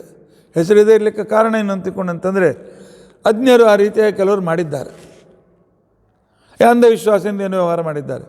ವೈಷ್ಣವರು ರುದ್ರದೇವರ ಹೆಸರು ತೆಗೆದುಕೊಳ್ಳಬಾರದು, ಶೈವರು ವಿಷ್ಣುವಿನ ಹೆಸರು ತೆಗೆದುಕೊಳ್ಳಬಾರದು. ಯಾರು ಹೇಳಿದ್ದಾರೆ? ರುದ್ರದೇವರ ಅನುಗ್ರಹ ಆಗಲಿಲ್ಲ ಅಂತ ತಿಳ್ಕೊಂಡಂತಂದರೆ ನಿಮಗೆ ದೇವರಲ್ಲಿ ಭಕ್ತಿ ಬರಲಿಕ್ಕೆ ಸಾಧ್ಯವಿಲ್ಲ. ಅದಕ್ಕೋಸ್ಕರವೇ ದಾಸರು ಹೇಳಿದರು, ಕೈಲಾಸವಾಸ ಗೌರೀಶ ಈಶ ತೈಲಧಾರೆ ಎಂತು ಮನಸ್ಸು ಕೊಡು ಹರಿಯಲ್ಲಿ ಕೈಲಾಸವಾಸ ಗೌರೀಶ ಈಶ ಅಂತ ತಿಳ್ಕೊಂಡಂತೆ. ಪರಮ ವೈಷ್ಣವರಾಗಿ ನಮಗೆ ಅವರನ್ನು ಉಪಾಸನೆ ಮಾಡಿದರೆ ಭಗವಂತನಲ್ಲಿ ಏಕಾಗ್ರತೆ, ಜ್ಞಾನ ಮತ್ತು ಭಕ್ತಿಯನ್ನು ಕೊಡ್ತಕ್ಕಂಥ ಮಹಾನ್ ಉಪಕಾರಕ ದೇವತೆ ರುದ್ರದೇವರು. ಶಂಕರ, ಶಿವ, ರುದ್ರ, ಪಿನಾಕಿ ಇತ್ಯಾದಿ ಅನೇಕ ಹೆಸರುಗಳಿಂದ ಪ್ರಸಿದ್ಧರಾಗಿರ್ತಕ್ಕಂಥ ವ್ಯಕ್ತಿ ರುದ್ರದೇವರು. ಭಾಗವತ ರುದ್ರದೇವರ ಪೂಜೆಯನ್ನು ಭಾರತ ಆಗಲಿ, ಹರಿವಂಶವಾಗಲಿ, ಮಹಾಭಾರತವಾಗಲಿ, ರಾಮಾಯಣವಾಗಲಿ, ಭಾಗವತವಾಗಲಿ, ಪರಮಾತ್ಮ ರುದ್ರದೇವರಲ್ಲಿರ್ತಕ್ಕಂಥ ಒಂದು ಘನಿಷ್ಠವಾದ ಸಂಬಂಧ ಎಷ್ಟಾದರೂ ಮೊಮ್ಮಗಲ್ಲ, ಅದನ್ನು ವ್ಯಕ್ತಪಡಿಸ್ತಕ್ಕಂಥ ಶೈವ ವೈಷ್ಣವರ ಜಗಳ ಅದು ನಿರುಪಯುಕ್ತ ಅಂತ ತಿಳ್ಕೊಂಡಂತ ಅನ್ನೋದನ್ನು ತೋರಿಸುವುದಕ್ಕೋಸ್ಕರ ಈ ರೀತಿಯಾಗಿರ್ತಕ್ಕಂಥ ವಿಚಾರವನ್ನು ಹೇಳ್ತಾ ಇದ್ದಾರೆ. ಅದಕ್ಕೋಸ್ಕರವೇ ಆಚಾರ್ಯರು 72 ಮಹಾಮಂತ್ರಗಳಲ್ಲಿ ದಿನಾಲು ಪ್ರತಿಯೊಬ್ಬ ವೈಷ್ಣವರು ಮಾಡುವ ಮಂತ್ರಗಳಲ್ಲಿ ಓಂ ನಮಃ ಶಿವಾಯ ಅಂತ ಪಂಚಾಕ್ಷರಿ ಮಂತ್ರವನ್ನು ಕೊಟ್ಟಿದ್ದಾರೆ. ಅಲ್ಲಿ ಜ್ಞೇಯ ಪಂಚಮುಖೋ ರುದ್ರ ಅಂತ ತಿಳ್ಕೊಂಡು ಅಂತೇಳಿ ಧ್ಯಾನ ಶ್ಲೋಕವನ್ನು ಕೂಡ ಕೊಟ್ಟಿದ್ದಾರೆ. ರುದ್ರದೇವರು ಅಗ್ನಿತತ್ವ, ಪ್ರಳಯ ಕಾಲದಲ್ಲಿ ಜಗತ್ತನ್ನು ಸುಡುವುದಕ್ಕೋಸ್ಕರ ಆ ಅಗ್ನಿಯನ್ನು ತಮ್ಮಲ್ಲಿ ಇಟ್ಟುಕೊಂಡು ಆ ಅಗ್ನಿ ಹೊರಬೀಳಬಾರದು ಅಂತೇಳಿ 3ನೇ ಕಣ್ಣಿನಲ್ಲಿ ಅದನ್ನು ಬಂದು ಮಾಡಿ ಯಾವಾಗಲೂ ಅದನ್ನು ಮುಚ್ಚಿಕೊಂಡೇ ಇರ್ತಾರೆ. ಇಂಥ ರುದ್ರದೇವರ ಹತ್ರ ಬಂದಿದ್ದಾರೆ. ಈ ಅಗ್ನಿಯನ್ನು ನೀವು ಅಗ್ನಿ ರೂಪದಿಂದ ನೀವು ಅಗ್ನಿಗಳು ಅದನ್ನು ನಿಮ್ಮಲ್ಲಿ ತೆಗೆದುಕೊಂಡು ಶಾಂತ ಮಾಡಿ ಅಂತ ತಿಳ್ಕೊಂಡಂತೇಳಿ ಬಂದಿರತಕ್ಕಂಥ ಸಂದರ್ಭದಲ್ಲಿ ಆಗ ಪಾರ್ವತಿಯ ಆಲಿಂಗನದಲ್ಲಿದ್ದುಕೊಂಡು ತಪಸ್ಸಿನಿಂದ ಕುಳಿತುಕೊಂಡಿರ್ತಕ್ಕಂಥ ಆ ರುದ್ರದೇವರು ಜಗತ್ತಿನ ಉದ್ಧಾರಕ್ಕೋಸ್ಕರ ಈ ರೀತಿಯಾಗಿರ್ತಕ್ಕಂಥ ಕ್ರಮದಲ್ಲಿರ್ತಕ್ಕಂಥ ರುದ್ರದೇವರನ್ನು ನೋಡಿ ದೇವತೆಗಳು ಪ್ರಾರ್ಥನೆಯನ್ನು ಪ್ರಾರಂಭ ಮಾಡ್ತಾರೆ.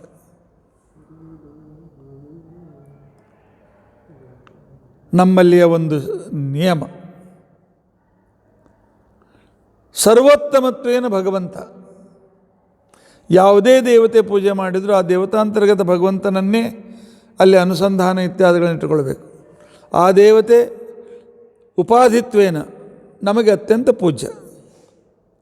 ಆದರೆ ಸ್ತುತ್ಯ ಉದ್ಧಾರಕ ತದಂತರ್ಗತವಾಗಿರ್ತಕ್ಕಂಥ ಭಗವಂತನ ರೂಪ, ರುದ್ರಾಂತರ್ಗತ ಸಂಕರ್ಷಣ ರೂಪ ಅಂತ ತಿಳ್ಕೊಂಡಂತಂದರೆ ಸಂಕರ್ಷಣನ ರೂಪ. ಇಲ್ಲಿರ್ತಕ್ಕಂಥ ರುದ್ರಾಂತರ್ಗತನಾಗಿರ್ತಕ್ಕಂಥ ಸಂಕರ್ಷಣನನ್ನು ದೇವತೆಗಳು 45 ವಿಶೇಷಣಗಳಿಂದ ಸ್ತೋತ್ರ ಮಾಡ್ತಾರೆ. ಇದರಲ್ಲಿ ಒಂದು 2 ಬಿಟ್ಟರೆ 43 ವಿಶೇಷಣಗಳು ಭಗವಂತನಲ್ಲೇ ಲಾಗೂ ಆಗ್ತದೆ, ರುದ್ರದೇವರಿಗೆ ಲಾಗೂ ಆಗೋದಿಲ್ಲ.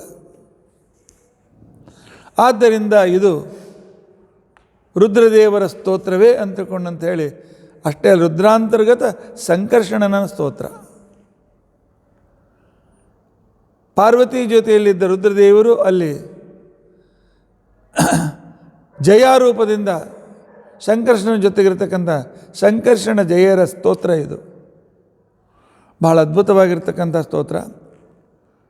ಆದರೆ ಪರಮಾತ್ಮನ ಸ್ತೋತ್ರ ಇದ್ದದರಿಂದಾಗಿ ಸಾಧಾರಣ ಬ್ರಹ್ಮದೇವರು ತಮ್ಮ ಸ್ತೋತ್ರದಲ್ಲಿ ಏನು ಸ್ತೋತ್ರ ಮಾಡಿದ್ದಾರೆ ಅದರದ್ದು ಮೋರ್ ದೆನ್ 60% ಅವು ಇಲ್ಲಿ ರಿಪೀಟ್ ಆಗಿವೆ. ಯಾಕೆ ರಿಪೀಟ್ ಮಾಡ್ತಾರೆ ಅಂತ ತಿಳ್ಕೊಂಡಂತಂದ್ರೆ ನೀವು ಮರಿತೀರಿ ಅಂತ ತಿಳ್ಕೊಂಡಂತ. ಮನುಷ್ಯರು ನೀವು ಮರೆತು ಬಿಡ್ತೀರಿ, ಅದಕ್ಕೋಸ್ಕರ ಪುನಃ ಪುನಃ ಅದನ್ನು ನಿಮ್ಗೆ ಹೇಳಬೇಕು ಅಂತ ತಿಳ್ಕೊಂಡಂತೇಳಿ ಅಲ್ಲಿ ಹೇಳಿದ್ದ ಹೆಚ್ಚಿನ ವಿಷಯಗಳನ್ನು ಇಲ್ಲಿ ಹೇಳ್ತಾ ಕೆಲವು ಬಹಳ ಅದ್ಭುತವಾಗಿರ್ತಕ್ಕಂಥ ವಿಚಾರಗಳನ್ನು ಕೂಡ ಇಲ್ಲಿ ವ್ಯಕ್ತಪಡಿಸಿದ್ದಾರೆ. ಸಂಕ್ಷಿಪ್ತವಾಗಿ ನಾವು ತಿಳಿದುಕೊಳ್ಳಲಿಕ್ಕೆ ಪ್ರಯತ್ನಿಸೋಣ. ಎಲೆ ರುದ್ರಾಂತರ್ಗತನಾಗಿರ್ತಕ್ಕಂಥ ಸಂಕರ್ಷಣ, ಜಗತ್ತಿನಲ್ಲಿ ಸಂಸಾರದಲ್ಲಿ ಬಂಧಿಸುವವನು ನೀನೇ, ಸಂಸಾರದಿಂದ ನಮ್ಮನ್ನು ಮುಕ್ತನನ್ನಾಗಿ ಮಾಡ್ತಕ್ಕಂಥವನು ಕೂಡ ನೀನೇ, ಬಂಧ ಮೋಕ್ಷಪ್ರದ ನೀನು ಪರಮಾತ್ಮ. ಅಂಥ ಬಂಧ ಮೋಕ್ಷಪ್ರದನಾಗಿರ್ತಕ್ಕಂಥ ಸಂಕರ್ಷಣ, ನಿನಗೆ ಶರಣು ಬಂದಿದ್ದೇವೆ, ನಮಸ್ಕಾರ.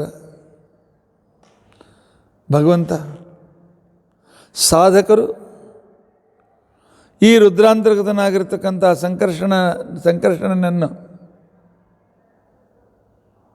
ಇವನು ನಮ್ಮ ಆಪತ್ತು ಪರಿಹಾರಕ, ವಿಘ್ನ ಪರಿಹಾರಕ ಮತ್ತು ಜ್ಞಾನದಾಯಕನಾಗಿರ್ತಕ್ಕಂಥ ಹಿತೋಪದೇಶವನ್ನು ಮಾಡ್ತಕ್ಕಂಥ ಉತ್ತಮವಾದ ಮಾರ್ಗದರ್ಶಕ ಅಂತ ತಿಳ್ಕೊಂಡಂಥ ರೂಪದಲ್ಲಿ ಎಲ್ಲರೂ ರುದ್ರದೇವರನ್ನು ತದಂತರ್ಗತ ಸಂಕರ್ಷಣನನ್ನು ಇದೇ ರೀತಿಯಾಗಿ ಜ್ಞಾನಿಗಳು ಪೂಜೆ ಮಾಡ್ತಾರೆ.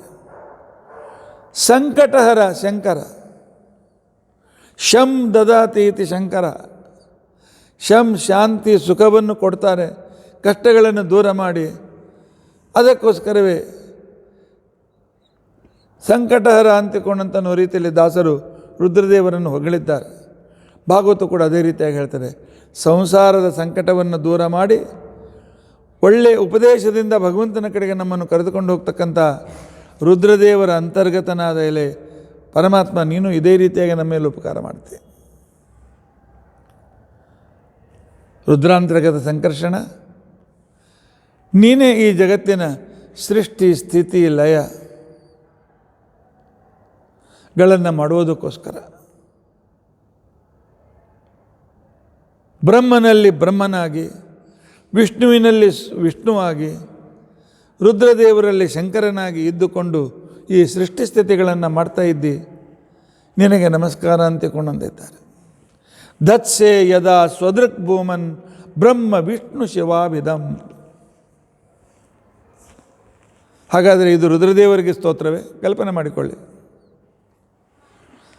ವಿಷ್ಣುವನಾಗಿ ಬ್ರಹ್ಮನಲ್ಲಿದ್ದುಕೊಂಡು ರುದ್ರದೇವರಿಗೂ ಪ್ರೇರಣೆ ಮಾಡ್ತಕ್ಕಂಥ ವ್ಯಕ್ತಿ ಯಾರಾಗ್ಬೋದು? ಅದಕ್ಕೋಸ್ಕರ ಆಚಾರ್ಯರು ಹೇಳ್ತಾರೆ, ಇಲ್ಲಿರ್ತಕ್ಕಂಥ ನೀನು ಅಂತಿಕೊಂಡು ಸ್ತೋತ್ರ ಏನು ಮಾಡ್ತಾ ಇದ್ದಾರಲ್ಲ, ಇದು ಭಗವಂತನ ಸ್ತೋತ್ರ. ಇದು ತಾತ್ಪರ್ಯದಲ್ಲಿ ಆಚಾರ್ಯ ಹೇಳ್ತಾರೆ, ಬ್ರಹ್ಮಣಿ ರೂಪೋಸೌ ಶಿವರೂಪಿ ಶಿವಸ್ಥಿತ. ಪರಮಾತ್ಮ ಬ್ರಹ್ಮನಲ್ಲಿದ್ದುಕೊಂಡು ತನ್ನ ನಾಮಕ ತನ್ನ ನಿಯಾಮಕನಾಗಿ ಸೃಷ್ಟಿಯನ್ನು ಮಾಡ್ತಾನೆ. ಸಂಕರ್ಷಣ ರೂಪಿಯಾಗಿರ್ತಕ್ಕಂಥ ಪರಮಾತ್ಮ ರುದ್ರದೇವರಲ್ಲಿದ್ದುಕೊಂಡು ಈ ಜಗತ್ತಿನ ಪ್ರಳಯ ಕಾಲದಲ್ಲಿ ಅವರ ಕಡೆಯಿಂದ ಜಗತ್ತನ್ನು ಸುಡುವ ಕಾರ್ಯವನ್ನು ತಾನು ಮಾಡಿಸ್ತಾನೆ. ತಾನು ಸ್ವತಃ ವಿಷ್ಣು ರೂಪಿಯಾಗಿದ್ದು ಜಗತ್ಪಾಲಕನಾಗಿ ಭರ್ಗಃ ದೇವಸ್ಯ ಧೀಮಹಿ ಭರಣ ಪೋಷಣದ ಜವಾಬ್ದಾರಿಯನ್ನು ಆ ಭಗವಂತ ತೆಗೆದುಕೊಂಡಿದ್ದಾನೆ. ಆದ್ದರಿಂದಾಗಿ ಎಲೆ ಸಂಕರ್ಷಣ ರೂಪಿಯಾದಂಥ ಪರಮಾತ್ಮನೇ, ನೀನು ಬ್ರಹ್ಮನಲ್ಲಿದ್ದು ಸೃಷ್ಟಿ ಮಾಡ್ತಿ, ವಿಷ್ಣು ರೂಪದಿಂದ ಇದ್ದುಕೊಂಡು ಪಾಲನೆ ಮಾಡ್ತಿ, ರುದ್ರದೇವರಲ್ಲಿದ್ದು ಜಗತ್ ಸಂಹಾರ ಮಾಡ್ತಿ ಅಂಥೇಳಿ ವರ್ಣನೆ ಮಾಡ್ತಾ ಇದ್ದಾರೆ. ಈ ಲಕ್ಷಣ ಯಾರಿಗೆ ಸೇರ್ತದೆ? ಪರಮಾತ್ಮನಿಗೆ ಮಾತ್ರ. ಆದ್ದರಿಂದ ರುದ್ರದೇವರ ಅಂತರ್ಗತನಾದ ಪರಮಾತ್ಮನ ಸ್ತೋತ್ರ. ಕೆಲವು ಅಂಶ ರುದ್ರದೇವರಿಗೂ ವರ್ಣನೆ ಇದೆ, ಪರಮ ಮುಖ್ಯ ವೃತ್ತಿಯಿಂದ ಒಳಗಿರ್ತಕ್ಕಂಥ ಸಂಕರ್ಷಣನಿಗೆ ಇದು ವರ್ಣನೆ ಇದೆ ಅಂತ ತಿಳಿದುಕೊಳ್ಬೇಕು. ಎಲೆ ಸಂಕರ್ಷಣ, ನೀನು ಪರಬ್ರಹ್ಮ. ಬ್ರಹ್ಮ ಅಂದರೆ ಸಾಲೋದಿಲ್ಲೇನು? ಸಾಲೋದಿಲ್ಲ. ಪರಬ್ರಹ್ಮ ಅಂತ ಅನ್ನಲೇಬೇಕಾಗ್ತದೆ.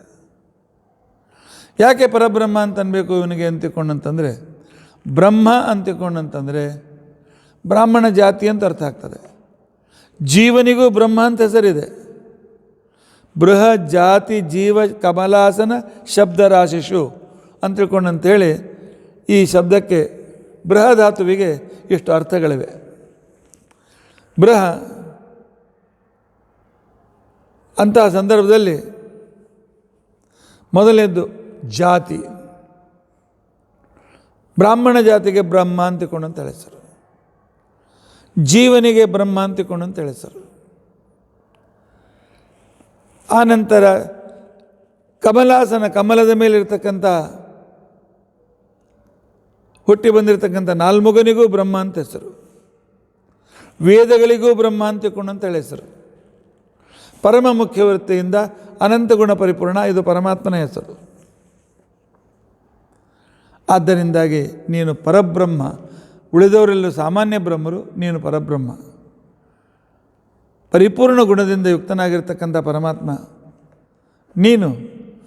ಜಗತ್ತಿನಲ್ಲಿ ಕೆಲವು ಪದಾರ್ಥಗಳು ಮೂರ್ತ ಇವೆ, ಕೆಲವು ಪದಾರ್ಥಗಳು ಅಮೂರ್ತ ಇವೆ. ಆಕಾಶ ವಾಯು ಕಣ್ಣಿಗೆ ಕಾಣಿಸೋದಿಲ್ಲ, ಅಮೂರ್ತವಾಗಿವೆ. ಪೃಥ್ವಿ ಅಪ್ತೇಜಗಳು ಕಣ್ಣಿಗೆ ಕಾಣಿಸ್ತದೆ, ಮೂರ್ತವಾಗಿವೆ. ಈ ಮೂರ್ತಾಮೂರ್ತವಾಗಿರ್ತಕ್ಕಂಥ ಸಬ್ಸ್ಟ್ರ್ಯಾಕ್ಟ್ ಅಬ್ಸ್ಟ್ರ್ಯಾಕ್ಟ್ ಎರಡು ರೀತಿಯಿಂದ ಇರತಕ್ಕಂಥ ಏನು ಜಗತ್ತು ಅಂತಿಕೊಂಡಂತೇನಿದೆ, ಈ ಸಂಪೂರ್ಣವಾಗಿರ್ತಕ್ಕಂಥ ಜಗತ್ತನ್ನು ನೀನು ಹುಟ್ಟಿಸಿ ಅದಕ್ಕೆ ಸಾಮರ್ಥ್ಯವನ್ನು ಕೊಡ್ತಿದ್ದಿ. ಅನಂತ ಶಕ್ತಿಯುತನಾಗಿರ್ತಕ್ಕಂಥ ಎಲೆ ಸಂಕರ್ಷಣ, ಜಗಭಿನ್ನನಾಗಿದ್ದುಕೊಂಡು ಅನಾದಿ ಕಾರಣ ನೀನು, ನಿನಗೆ ನಮಸ್ಕಾರ ಅಂತಂತ ಇದ್ದಾರೆ. ಇದು ಪರಮಮುಖ್ಯದಿಂದ ಎಲ್ಲ ವಿಶೇಷಣಗಳು ಭಗವಂತನ ವಿಶೇಷಣಗಳೇ. ಎಲೆ ರುದ್ರಾಂತರ್ಗತ ಸಂಕರ್ಷಣ, ನೀನು ಋಗ್ವೇದಾದಿ ಸಕಲ ವೇದಗಳಿಂದ ಪ್ರತಿಪಾದ್ಯನಾಗಿದ್ದೆ. ಹೇಳಿ, ಸಕಲ ವೇದ ಪ್ರತಿಪಾದ್ಯ ಯಾರು? ಪರಮಾತ್ಮ ವಿಷ್ಣು. ಭಗವದ್ಗೀತೆ ಹೇಳ್ಕೊಂಡಿದ್ದಾನೆ. ಏನು ಅಂತ ತಿಳ್ಕೊಂಡಂತಂದರೆ, ವೇದಶ್ಚ ಸರ್ವೈಹಿ ಅಹಮೇವ ವೇದ್ಯ, ಸಕಲ ವೇದಗಳಿಂದ ಪರಮ ಮುಖ್ಯವೃತ್ತಿಯಿಂದ ನಾನೇ ವರ್ಣಿಸಲ್ಪಡ್ತೇನೆ ಅಂತ ತಿಳ್ಕೊಂಡಂತ. ಆದ್ದರಿಂದ ಇವೆಲ್ಲ ವಿಶೇಷಣಗಳು ಭಗವಂತನಿಗೆ ಇವೆ. ನೀನು ಜಗತ್ತಿಗೆ, ಜೀವನಿಗೆ ಆದ್ಯ, ಜಗತ್ತಿಗೆ ಆದ್ಯ. ರಘುತ್ತಮರು ತಮ್ಮ ಆಸ್ಥಾನ ವಿದ್ವಾಂಸರಾಗಿರ್ತಕ್ಕಂಥ ಆದ್ಯ ವರದರಾಜಾಚಾರ್ಯರಿಗೆ ಆದ್ಯ ಅಂತ ಹೆಸರು ಕೊಟ್ಟರು. ಅಂದರೆ ಮೊದಲಿನ ಪೂಜೆ ನಿಮಗೆ ಅಂತ ತಿಳ್ಕೊಂಡಂತೇಳಿ ಆ ವಂಶಜರು ಇವತ್ತಿಗೂ ಬಂದಿದ್ದಾರೆ. ಬಂದಿರತಕ್ಕಂಥ ಸಂದರ್ಭದಲ್ಲಿ ಆಗ ಜಗತ್ತಿಗೆ ಆದ್ಯನಾದ ವ್ಯಕ್ತಿ ಇವನೊಬ್ಬನೇ ಸೃಷ್ಟಿಯ ಪೂರ್ವದಲ್ಲಿ ಎಚ್ಚರದಿಂದ ಇರತಕ್ಕಂಥವನು. ಆದ್ದರಿಂದ ಆದ್ಯ ಅಂತ ತಿಳ್ಕೊಂಡಂತ ಪರಮಾತ್ಮ ನೀನು ಸಕಲರ ಪಂಚಪ್ರಾಣಗಳು, ಇಂದ್ರಿಯಗಳು, ಅವರ ಶರೀರ, ಆನಂತರ ಅದಕ್ಕೆ ಜಗತ್ತಿಗೆ ಬೇಕಾಗಿರ್ತಕ್ಕಂಥ ಮಹತ್ತತ್ವ, ಅಹಂಕಾರ ತತ್ವ, ಇವೆಲ್ಲವನ್ನೂ ಸೃಷ್ಟಿ ಮಾಡತಕ್ಕಂಥ ವ್ಯಕ್ತಿ ಬರೀ ಸೃಷ್ಟಿ ಮಾಡಲಿಲ್ಲ, ಅವುಗಳಿಗೆ ಒಂದು ಸತ್ತ ಅಸ್ತಿತ್ವವನ್ನು ಕೊಡೋದಕ್ಕೋಸ್ಕರ ಅವುಗಳಲ್ಲಿ ತನ್ಯಾಮಕನಾಗಿ ನೀನು ಪ್ರವೇಶಿಸಿದ್ದಿ. ಇಂಥ ಅದ್ಭುತ, ಅಚಿಂತ್ಯ ಅದ್ಭುತ ಸಮರ್ಥನಾಗಿರ್ತಕ್ಕಂಥ ವ್ಯಕ್ತಿ ಪರಮಾತ್ಮ. ಯಾವಾಗ ಬ್ರಹ್ಮದೇವರಿಗೆ 100 ವರ್ಷ ಆಗ್ತದೆ, ಆ ಕಾಲದಲ್ಲಿ ರುದ್ರಾಂತರ್ಗತ ನರಸಿಂಹನಾಗಿ ಸಂಪೂರ್ಣವಾಗಿರ್ತಕ್ಕಂಥ ಜಗತ್ತನ್ನು ಸುಟ್ಟು ಬೂದಿ ಮಾಡಿ ನುಂಗಿ ಹಾಕಿಬಿಡ್ತೀವಿ. ಎಲೆ ರುದ್ರಾಂತರ್ಗತ ಸಂಕರ್ಷಣ, ನೀನು ಜ್ಞಾನಾನಂದ ಸ್ವರೂಪನಾಗಿರ್ತಕ್ಕಂಥ ವ್ಯಕ್ತಿ. ಇದರಿಂದಲೇ ಗೊತ್ತಾಗ್ತದೆ ಇದು ರುದ್ರದೇವರ ಸ್ತೋತ್ರ ಅಲ್ಲ ಅಂತ ತಿಳ್ಕೊಂಡಂತೇಳಿ. ಯಾಕೆ? ಜ್ಞಾನಾನಂದ ರೂಪ ವಿಷ್ಣುವಿಗೆ ಮಾತ್ರ, ಉಳಿದವರ ಶರೀರ ರುದ್ರದೇವರು, ಬ್ರಹ್ಮದೇವರು ಎಲ್ಲರೂ ಕೂಡ ಇದು ಒಂದು ದಿವಸ ಹೋಗ್ತಕ್ಕಂಥ ಶರೀರ. ಆದ್ದರಿಂದಾಗಿ ಇದು ಅಕ್ಷರ ಅಲ್ಲ, ಕ್ಷರಪುರುಷ. ಆದರೆ ಒಳಗಿರ್ತಕ್ಕಂಥ ಪರಮಾತ್ಮ ನೀನು ಜ್ಞಾನಾನಂದ ಸ್ವರೂಪನಾಗಿದ್ದೆ. ಭಗವಂತ ಯಾವಾಗಲೂ ಯುವಕನಾಗಿ ಇರ್ತೀನಿ ನೀನು.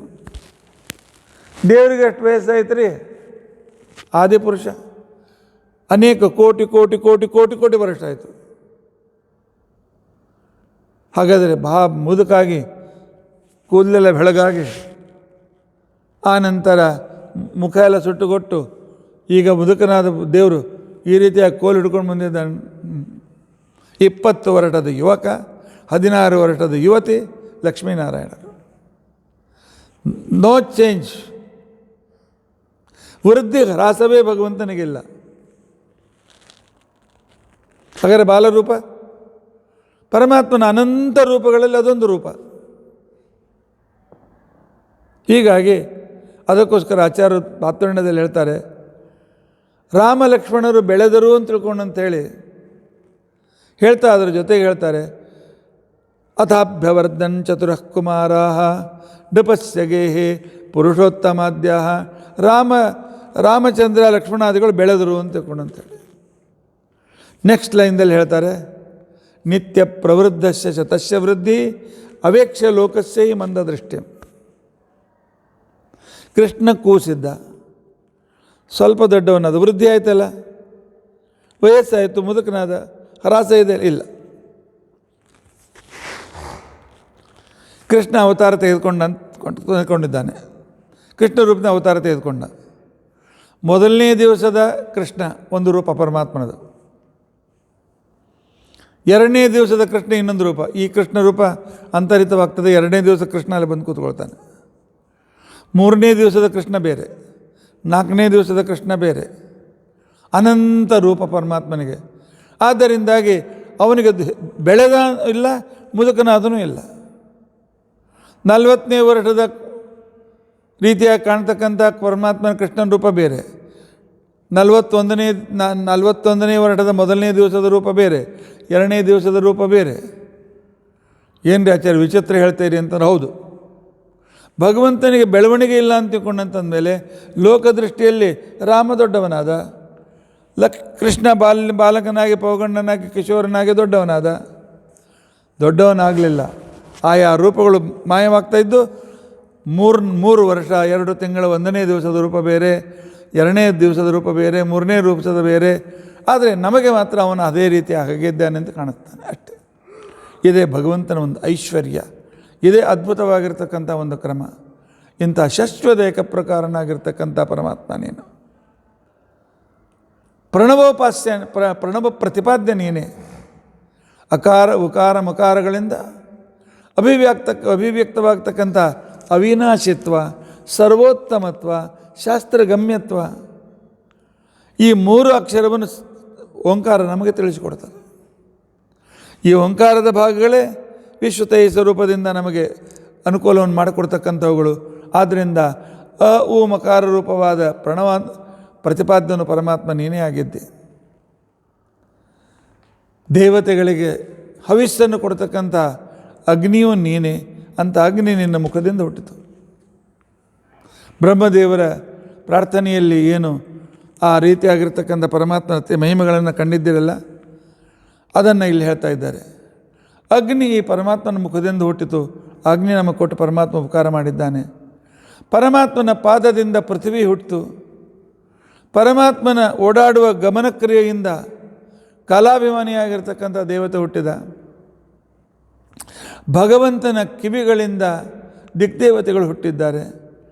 ಭಗವಂತನ ನಾಲಿಗೆಯಿಂದ ವರುಣ ಹುಟ್ಟಿದ್ದಾನೆ. ಪರಮಾತ್ಮನ ನಾಭಿಯಿಂದ ಆಕಾಶ ಹುಟ್ಟಿದೆ. ಹುಟ್ಟಿ ಆ ಪರಮಾತ್ಮನಲ್ಲಿ ಇವೆಲ್ಲ ಆಶ್ರಯವನ್ನು ಪಡೆದಿವೆ. ಪರಮಾತ್ಮನಿಂದ ಬೇರೆ ಮೊದಲಿನ ಸ್ವರೂಪತಃ ಬೇರೆ, ಆದರೆ ಅವನ ಅಧೀನದಲ್ಲಿದ್ದಾರೆ. ಅವನ ಅಧೀನ ಬಿಟ್ಟು ಬೇರೆ ಎಲ್ಲಿ ಹೋಗ್ಲಿಕ್ಕೆ ಆಗೋದಿಲ್ಲ. ಆದ್ದರಿಂದಾಗಿ ಈ ರೀತಿಯಾಗಿರ್ತಕ್ಕಂಥ ದೇವತೆಗಳು ಹುಟ್ಟಿ ತದೇವ ಅನುಪ್ರಾವಿಶತ ಅಂತ ತಿಳ್ಕೊಂಡಂತಂದಂತೆ ಪರಮಾತ್ಮನಲ್ಲೇ ತಾವು ಪ್ರವೇಶ ಮಾಡಿಕೊಂಡು ಅವನ ಅಧೀನದಲ್ಲಿ ಅವನ ಆಶ್ರಯದಲ್ಲಿದ್ದಾರೆ. ಅದೇ ರೀತಿಯಾಗಿ ನಾಲಿಗೆಯಿಂದ ವರುಣ, ನಾಭಿಯಿಂದ ಆಕಾಶ ಅಭಿಮಾನಿತ ಆಗಿರ್ತಕ್ಕಂಥ ಗಣಪತಿ, ಶ್ವಾಸದಿಂದ ವಾಯು, ಭೂತವಾಯು ಇತ್ಯಾದಿಗಳು, ಕಣ್ಣಿನಿಂದ ಸೂರ್ಯ, ಪರಮಾತ್ಮನ ರೇತಸ್ಸಿನಿಂದ ನೀರು ಹುಟ್ಟಿ ಆ ಪರಮಾತ್ಮನನ್ನೇ ಆಶ್ರಯಿಸಿವೆ. ಮನುಷ್ಯ ಜಗತ್ತಿಗೆ ಬೇಕಾದದ್ದೆಲ್ಲವೂ ಆ ಭಗವಂತನ ಅಂಗಾಂಗಗಳಿಂದಲೇ ಹುಟ್ಟಿದೆ. ಇದರ ಕೆಲವು ಭಾಗ ವಿಸ್ತಾರವಾಗಿ ಕೆಳಗೆ ಹಿಂದಿನ 2 ದಿವಸದಲ್ಲಿ ನೀವು ಕೇಳಿದ್ದೀರಿ. ಪರಮಾತ್ಮ ನಿನ್ನ ಬುದ್ಧಿ ಮತ್ತು ಸತ್ವಗುಣದಿಂದ, ಅಥವಾ ನಿನ್ನ ಸತ್ವವಾದ ಅದಕ್ಕೆ ಪ್ರಾಣ ಅಂತ ಹೆಸರು, ಅದರಿಂದ ಹುಟ್ಟಿದ ವ್ಯಕ್ತಿ ಬ್ರಹ್ಮದೇವರು. ಪರಮಾತ್ಮನ ಹೊಟ್ಟೆಯಿಂದ ಸಮುದ್ರಾಭಿಮಾನಿಯಾದಂಥ ವರುಣ ಹುಟ್ಟಿದ್ದಾನೆ. ಭಗವಂತನ ಎಲುಬುಗಳಿಂದ ಪರಮಾತ್ಮನಿಗೆ ಇವತ್ತಾರು ಪ್ರಶ್ನೆ ಮಾಡಿದ್ರು. ನನ್ನ ಸೋದರಳಿಯ ಪರಮಾತ್ಮನಿಗೆ ನಿರಾಕಾರ ಅಂತಾರಂತ ಅಂತಿಕೊಂಡು ನಾನು ಹೇಳಿದೆ, ಇಲ್ಲ ನೋಡು, ವರ್ಣನೆ ನೋಡು. ಪರಮಾತ್ಮನಿಗೆ ಚರ್ಮನೂ ಇದೆ, ಪರಮಾತ್ಮನಿಗೆ ಮೂಗಿದೆ, ಕೈ ಇದೆ, ಕಾಲಿದೆ, ಶ್ವಾಸೋಚ್ಛ್ವಾಸ ಇದೆ, ಕಣ್ಣಿದೆ, ಪರಮಾತ್ಮನಿಗೆ ರೇತಸ್ಸು ಇದೆ, ಪರಮಾತ್ಮನಿಗೆ ಮನ ಇದೆ, ಪರಮಾತ್ಮನಿಗೆ ತಲೆ ಇದೆ, ಕೂದಲಿದೆ, ಎಲ್ಲವೂ ಇದೆ. ಪರಮಾತ್ಮ ನಿರಾಕಾರನಲ್ಲ, ಸಾಕಾರನಾಗಿರ್ತಕ್ಕಂಥ ವ್ಯಕ್ತಿ ಪರಮಾತ್ಮ. ಇಂತಹ ಪರಮಾತ್ಮನ ಶ್ವಾಸದಿಂದ ವಾಯುದೇವರು, ಬಲಗಣ್ಣಿನಿಂದ ಸೂರ್ಯ, ಪರಮಾತ್ಮನ ರೇತಸ್ಸಿನಿಂದ ನೀರು, ಬುದ್ಧಿತತ್ವದಿಂದ ಬ್ರಹ್ಮದೇವರು, ಮನಸ್ತತ್ವದಿಂದ ಮನೋಭಿಮಾನಿಯಾಗಿರ್ತಕ್ಕಂಥ ಚಂದ್ರ, ಪರಮಾತ್ಮನ ತಲೆಯಿಂದ ದ್ವಿಲೋಕಾಭಿಮಾನಿಯಾಗಿರ್ತಕ್ಕಂಥ ದೇವತೆಗಳು ಹುಟ್ಟಿದ್ದಾರೆ. ಪರಮಾತ್ಮನ ಹೊಟ್ಟೆಯಿಂದ ಸಮುದ್ರಾಭಿಮಾನಿ ದೇವತೆಗಳು ಹುಟ್ಟಿದ್ದಾರೆ. ಪರಮಾತ್ಮನ ಎಲುಬುಗಳಿಂದ ಕುಲಪರ್ವತಗಳು, ಸಂಪೂರ್ಣ ಜಗತ್ತನ್ನು ಹಿಡಿದುಕೊಂಡಿರ್ತಕ್ಕಂಥ ಮುಖ್ಯ ಪರ್ವತಗಳು ಅಂತೇನಿವೆ ಅವು ಹುಟ್ಟಿವೆ. ಪರಮಾತ್ಮನ ರೋಮಕೂಪಗಳಿಂದ ಬಳ್ಳಿಗಳು, ಗಿಡಗಳು ಇತ್ಯಾದಿಗಳೆಲ್ಲ ಹುಟ್ಟಿವೆ. ಪರಮಾತ್ಮನ ಚರ್ಮ, ಮಾಂಸ, ಹೃದಯ, ಮೇಧೋ, ಮಜ್ಜ, ಸ್ನಾಯು, ಅಸ್ಥಿ ಒಳಗಿನ 7 ಧಾತುಗಳು.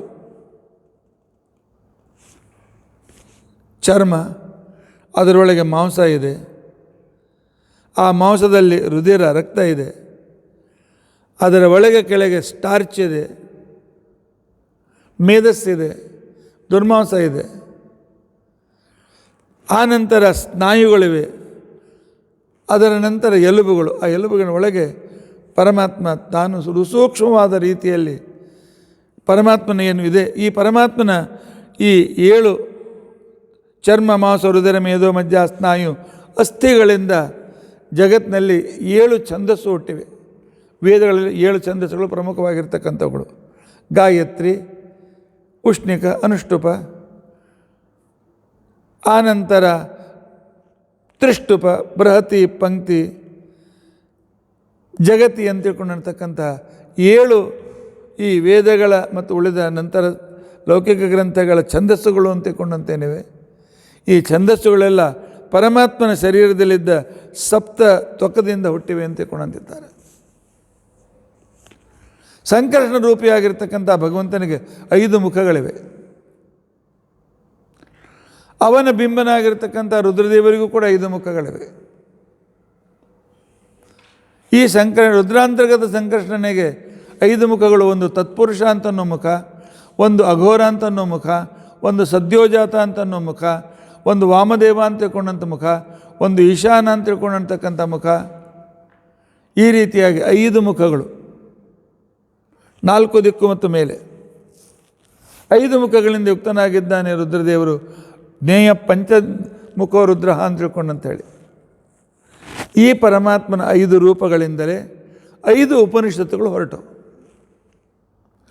5 ಉಪನಿಷತ್ತುಗಳ ಜನ್ಮಭೂಮಿ ಪರಮಾತ್ಮನ ಈ 5 ರೂಪಗಳು: ತತ್ಪುರುಷ, ಅಘೋರ, ಸದ್ಯೋಜಾತ, ವಾಮದೇವ ಮತ್ತು ಈಶಾನ.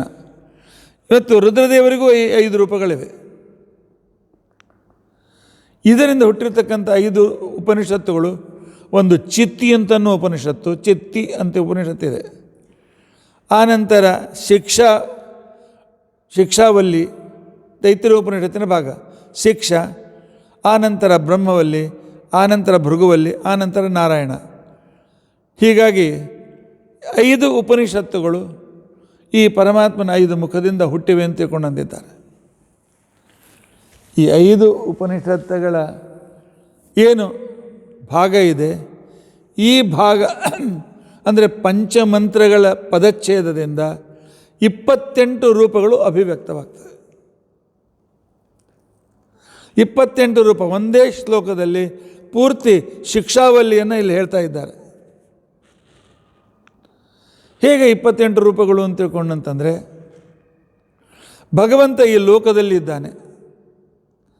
ಭಗವಂತ ಮೇಲೆ ಪ್ರಕಾಶ ಲೋಕದಲ್ಲೂ ಇದ್ದಾನೆ, ಜ್ಯೋತಿರ್ಲೋಕದಲ್ಲೂ ಇದ್ದಾನೆ. ಪರಮಾತ್ಮ ವಿದ್ಯೆಯ ಜೊತೆಯಲ್ಲೂ ಇದ್ದಾನೆ. ವಿದ್ಯಾದಾಯಕನೂ ಅವನೇ, ಸಂತಾನದಾಯಕನೂ ಅವನೇ. ಆನಂತರ ಅಧ್ಯಾತ್ಮದಿಂದ ಇಟ್ಟುಕೊಂಡು ಮನಸ್ಸಿನ ಜೊತೆಯಲ್ಲಿರ್ತುಕೊಂಡು ಉಪಕಾರ ಮಾಡ್ತಕ್ಕಂಥವನು ಅವನೇ. ಇದಕ್ಕೋಸ್ಕರವೇ ತೈತ್ತಿರೀಯ ಉಪನಿಷತ್ತು ಹೇಳ್ತಾರೆ, ಅಧಿಲೋಕಮಧಿ ಏತೆ ಮಹಾಪಂಚ ಮಹಾ ಸಂಹಿತಾ ಅಧಿಲೋಕ ಅಧಿಜ್ಯೋತಿಷ ಅಧಿವಿದ್ಯಾಧಿಪ್ರಜಂ ಅಧ್ಯಾತ್ಮಂ. ಇವುಗಳಲ್ಲಿ ಮೂಲ ರೂಪ ಒಂದು, ಪೂರ್ವ ರೂಪ ಒಂದು, ಉತ್ತರ ರೂಪ ಒಂದು, ಸಂಧಿ ಮತ್ತು ಸಂಧಾನ 5 ಭಾಗಗಳು. ಅಂದರೆ ಮೂಲತಃ ನಾರಾಯಣ, ವಾಸುದೇವ, ಸಂಕರ್ಷಣ, ಪ್ರದ್ಯುಮ್ನ, ಅನಿರುದ್ಧ ರೂಪಗಳು. ಇವು 5 ಮುಖ್ಯ ರೂಪಗಳು. ಈ ಪ್ರತಿಯೊಂದರಲ್ಲೇ 5 ರೂಪಗಳು: ನಾರಾಯಣ ನಾರಾಯಣ, ನಾರಾಯಣ ವಾಸುದೇವ, ನಾರಾಯಣ ಸಂಕರ್ಷಣ, ನಾರಾಯಣ ಪ್ರದ್ಯುಮ್ನ, ನಾರಾಯಣ ಅನಿರುದ್ಧ. ಆನಂತರ ಎರಡನೇದ್ದು ವಾಸುದೇವ, ವಾಸುದೇವ ನಾರಾಯಣ, ವಾಸುದೇವ ವಾಸುದೇವ, ವಾಸುದೇವ ಸಂಕರ್ಷಣ, ವಾಸುದೇವ ಪ್ರದ್ಯುಮ್ನ, ವಾಸುದೇವ ಅನಿರುದ್ಧ. ಈ ರೀತಿಯಾಗಿ 5 25. ಇದರ ನಂತರ ವೇದೋಚ್ಚಾರಣೆಗೆ ಬೇಕಾಗಿರ್ತಕ್ಕಂತಹ ವರ್ಣ, ಸ್ವರ, ಮಾತ್ರ, ಬಲ, ಸಾಮ, ಸಂತಾನ ಈ ರೀತಿಯಾಗಿರ್ತಕ್ಕಂಥ ಅದು. ಆನಂತರ ವಕ್ತ ಮತ್ತು ಶ್ರೋತ. ಸನ್ನೋ ಮಿತ್ರಶ್ರಮದಲ್ಲಿ ಇದೇ ರೀತಿಯಾಗಿರ್ತಕ್ಕಂಥ ಪ್ರಾರ್ಥನೆ ಇದೆ, ವಕ್ತಾರಮವತು ಶ್ರೋತಾರಮವತು ಅಂತ ತಿಳ್ಕೊಂಡಂತೇಳಿ. ಆದ್ದರಿಂದ ಈ ರೀತಿ 28 ಭಾಗಗಳು ಈ ತೈತ್ತಿರೀಯ ಉಪನಿಷತ್ತಿನ ಶಿಕ್ಷಾವಲ್ಲಿಗೆ. ಆ 28 ರೂಪದಿಂದ ಪರಮಾತ್ಮ ಅಭಿವ್ಯಕ್ತನಾಗಿದ್ದಾನೆ. ಪಂಚವ್ಯೂಹ ರೂಪಗಳು ಮೂಲತಃ 5, ಆನಂತರ 1:5 25 + 5 30. ಹರಿಕಥಾಮೃತ ಸಾರದಲ್ಲಿ ಪಂಚಯಜ್ಞ ಸಂಧಿ ಅಂತ ತಿಳ್ಕೊಂಡಂತೇಳಿ ಸಂಧಿ ಇದೆ. ಆ ಪಂಚಯಜ್ಞ ಸಂಧಿಯಲ್ಲಿ ಈ ರೀತಿಯಾಗಿರ್ತಕ್ಕಂಥ ಸಂಪೂರ್ಣ ವಿವರಣೆ ಬರ್ತದೆ. ಪರಮಾತ್ಮನ ಈ 30 ರೂಪಗಳು, ಆನಂತರ ವರ್ಣ ಸ್ವರ ಮಾತ್ರ ಬಲ ಸಾಮ ಸಂತಾನ ಅಂತಕ್ಕಂಥ ರೂಪಗಳು, ಆನಂತರ ವಕ್ತ ಮತ್ತು ಶ್ರೋತ ರೂಪಗಳು, ಒಟ್ಟು 38. ಚಿಂತನೆ ಮಾಡಲಿಕ್ಕೆ ಬೇಕಾದಷ್ಟು ಇದೊಂದೇ ಶ್ಲೋಕವನ್ನು ಸುಮಾರು ಒಂದು ಗಂಟೆ ಅನುಸಂಧಾನ ಮಾಡಬಹುದು. ಆದರೆ ಅದಕ್ಕೆ ತೈತ್ತಿರೀಯ ಉಪನಿಷತ್ತನ್ನು ಅಭ್ಯಾಸ ಮಾಡಿರಬೇಕಾಗ್ತದೆ, ಶಿಕ್ಷಾವಲಿಯನ್ನು ಬಾಯ್ಪಾಠ ಇರಬೇಕಾಗ್ತದೆ. ಪರಮಾತ್ಮ ನಿನಗೆ ಜಗತ್ತಿಗೆ ಮಂಗಲದಾಯಕನಾಗಿದ್ದರಿಂದಾಗಿ ನಿನ್ನನ್ನು ಶಿವ ಅಂತ ಕರೀತಾರೆ. ಆನಂತರ ನಿನಗೆ ಪರಪ್ರಕಾಶನಲ್ಲ, ಸ್ವತಂತ್ರ ಆದ್ದರಿಂದಾಗಿ ನಿನಗೆ ಸ್ವಯಂ ಜ್ಯೋತಿ ಅಂತ ಇಟ್ಕೊಂಡು ಕರೀತಾರೆ. ಎಲೆ ಕೈಲಾಸಪತಿ, ನಿನಗೂ ಶಿವ ಅಂತ ಹೆಸರಿದೆ. ಪರಮಾತ್ಮ ಪರಮ ಮಂಗಲದಾಯಕನಾಗಿ ಸ್ವತಂತ್ರನಾಗಿ ಮಾಡಿದರೆ ನೀನು ಪರಮಾತ್ಮನ ಅಧೀನನಾಗಿ ಜಗತ್ತಿಗೆ ಮಂಗಲಕರನಾಗಿದ್ದಿ. ನೀನೇ ಸ್ವಯಂ ಜ್ಯೋತಿ ಅಂತ ತಿಳ್ಕೊಂಡಂತ ಅನಿಸ್ಕೊಳ್ತಿ. ಅಂದರೆ ಭಕ್ತರಿಗೆ ಭಕ್ತಿಯನ್ನು ಕೊಡ್ತಕ್ಕಂಥ ವ್ಯಕ್ತಿ ಅಂತ ತಿಳ್ಕೊಂಡಂತೇಳಿ ಅನ್ನೋದನ್ನು ಇಲ್ಲಿ ವರ್ಣನೆ ಮಾಡ್ತಾ ಇದ್ದಾರೆ. ಎಲೆ ಕೈಲಾಸಾಧಿಪತಿ, ಆ ಪರಮಾತ್ಮನ ಸಂಕರ್ಷಣನ ಅನುಗ್ರಹದಿಂದಲೇ ಈ ಕೈಲಾಸಾಧಿಪತ್ಯ ನಿಮಗೆ ಸಿಕ್ಕಿದೆಯಲ್ಲ, ಅಂತಹ ಸಂಕರ್ಷಣ ನಮಸ್ಕಾರ ಅಂತಿಕೊಂಡಂದಿದ್ದಾರೆ. ಪರಮಾತ್ಮನ ನೆರಳಿನಿಂದ ಅಧರ್ಮಾಪತಿಯಾಗಿರ್ತಕ್ಕಂಥ ನಿರ್ವೃತ್ತಿ ಹುಟ್ಟಿದರೆ, ಪರಮಾತ್ಮನ 3 ಗುಣಗಳಿಂದ 3 ಕಣ್ಣುಗಳಿಂದ, ರುದ್ರ ರೂಪದಲ್ಲಿ ಸಂಕರ್ಷಣನಿಗೆ 3 ಕಣ್ಣುಗಳು, ದುರ್ಗಾದೇವಿಗೆ 3 ಕಣ್ಣುಗಳು, ರುದ್ರದೇವರಿಗೂ 3 ಕಣ್ಣುಗಳು. 3 ಕಣ್ಣುಗಳು ಅಂದರೆ ಸತ್ವ ರಜ ತಮ ಅಂತ ತಿಳ್ಕೊಂಡಂತ ಅರ್ಥ. 3ನೇ ಕಣ್ಣು ಯಾಕೆ ಇಟ್ಕೊಂಡಿದ್ದಾರೆ ಅಂತ ತಿಳ್ಕೊಂಡಂತ, ಪ್ರಳಯ ಕಾಲದಲ್ಲಿ ಈ ರೀತಿಯಾಗಿರುತ್ತೆ, ತಮೋಗುಣದ ಉನ್ನಾಹವನ್ನು ಮಾಡಿ ಜಗತ್ತನ್ನು ಸುಡಬೇಕಾಗಿರ್ತದೆ. ಅದಕ್ಕೋಸ್ಕರ ಆ ರೀತಿಯಾಗಿರ್ತಕ್ಕಂಥದ್ದು 3 ಕಣ್ಣುಗಳು. ಆ 3 ಕಣ್ಣುಗಳಿರ್ತಕ್ಕಂಥ ಮುಕ್ಕಣ್ಣ, ನಿನ್ನಲ್ಲಿರ್ತಕ್ಕಂಥ ಸಂಕಷ್ಟನೂ ಕೂಡ 3 ಕಣ್ಣುಗಳಿಂದ ಯುಕ್ತನಾಗಿದ್ದಾನೆ. ನೀವು ನನ್ನನ್ನು ಅನುಗ್ರಹಿಸಿ ಅಂತ ತಿಳ್ಕೊಂಡು ಅಂತೇಳಿ ಕೇಳಿಕೊಳ್ತಾ ಇದ್ದಾರೆ. ಪರಮಾತ್ಮನ ಪಾಶುಪತಾದಿ ಶಾಸ್ತ್ರಗಳಿಂದ, ಪಾಶುಪತ ಶಾಸ್ತ್ರಾದಿಗಳನ್ನು ರುದ್ರದೇವರು ಬರೆದಿದ್ದರಿಂದಾಗಿ ಅದರಿಂದ ಸ್ವಯಂಭೂಮನು ಹುಟ್ಟಿದ್ದಾನೆ. ಅಂದರೆ ಶಾಸ್ತ್ರಜ್ಞಾನ, ಜ್ಞಾನದ ಪ್ರತಿನಿಧಿ ಸ್ವಯಂಭೂಮನು. ಮನು ಅಂತಿಕೊಂಡಂತಂದರೆ ಧರ್ಮದ ಪ್ರತಿನಿಧಿನೇ ಮನುಷ್ಯನಾಗಬೇಕಾಗಿದ್ದರೆ ವರ್ಣಾಶ್ರಮೋಚಿತವಾಗಿರ್ತಕ್ಕಂಥ ಧರ್ಮವನ್ನು ಅವನು ಪರಿಪಾಲನೆ ಮಾಡಬೇಕು. ಆದ್ದರಿಂದಾಗಿ ನಾನು ಮನುಷ್ಯ ಅಂತ ಅನಿಸ್ಕೊಳ್ತಕ್ಕಂಥ ಪ್ರತಿಯೊಬ್ಬ ವ್ಯಕ್ತಿ ಮನು ಅಂತಂದರೆ ಧರ್ಮ ಅಂತ ಅರ್ಥ. ಮನವೋ ಧರ್ಮ. ಸ್ವವರ್ಣಾಶ್ರಮೋಚಿತವಾಗಿರ್ತಕ್ಕಂಥ ಧರ್ಮಗಳ ಪರಿಪಾಲನೆಯೇ ಆ ಪರಮಾತ್ಮನ ವಿಶೇಷವಾಗಿರ್ತಕ್ಕಂಥ ರೀತಿಯಲ್ಲಿ ಉಪಾಸನೆ ಅಂತ ತಿಳ್ಕೊಂಡಂತೇಳಿ ಅನಿಸ್ಕೊಳ್ತಾರೆ. ಇಂಥ ರುದ್ರಾಂತರ್ಗತ ಸಂಕರ್ಷಣನ್ನು ಇನ್ನೂ ಕೆಲವು ವಿಶೇಷಣಗಳಿಂದ ಪ್ರತ್ಯೇಕವಾಗಿ ಸ್ತೋತ್ರ ಮಾಡ್ತಾ ಇದ್ದಾರೆ. ಆ ಸ್ತೋತ್ರ ಭಾಗವನ್ನು ನಾವು ನಾಳಿನ ದಿವಸ ಕೇಳಿ ತಿಳಿದುಕೊಳ್ಳೋಕ್ಕೋಸ್ಕರ ಪ್ರಯತ್ನಿಸೋಣ. ಹಾಲಾಹಲ ವಿಷ, ಆ ಈ ಅಗ್ನಿಗೆ ಮದ್ದು ಅಂತೇಳಿ ಅಗ್ನಿಯಲ್ಲಿ ಲೀನವಾದಾಗ ಪ್ರತ್ಯೇಕವಾಗಿ ಒಂದಾಗಿಬಿಡ್ತದೆ. ಆಗ ಅದರ ಶಕ್ತಿ ಅಷ್ಟೇ ಆ ರೀತಿ ಸ್ವಲ್ಪ ವರ್ಧಿಸಿದರೂ ಪ್ರತ್ಯೇಕ ಜಗತ್ತನ್ನು ಸುಡೋದಿಲ್ಲ ಅಂತ ತಿಳ್ಕೊಂಡಂತೇಳಿ ಅಗ್ನಿತತ್ವರಾಗಿರ್ತಕ್ಕಂಥ ರುದ್ರದೇವರನ್ನು ಇಲ್ಲಿ ಪ್ರಾರ್ಥನೆ ಮಾಡ್ತಾ ಇದ್ದಾರೆ. ಇನ್ನು ಮುಂದಿನ ಯಾವ ವಿಶೇಷಗಳಿಂದ ಪ್ರಾರ್ಥನೆ ಮಾಡ್ತಾರೆ, ಆನಂತರ ಪರಮಾತ್ಮ ಹೇಗೆ ಅನುಗ್ರಹ ಮಾಡ್ತಾನೆ ಅನ್ನೋದನ್ನು ನಾವು ನಾಳಿನ ದಿವಸ ಕೇಳಿ ತಿಳಿದಕ್ಕೋಸ್ಕರ ಪ್ರಯತ್ನಿಸೋಣ. ಇತಿ ಅದ್ಯ ಕಥಾ ಪ್ರಸಕ್ತಿ. ಶ್ರೀಕೃಷ್ಣಾರ್ಪಣಮಸ್ತು.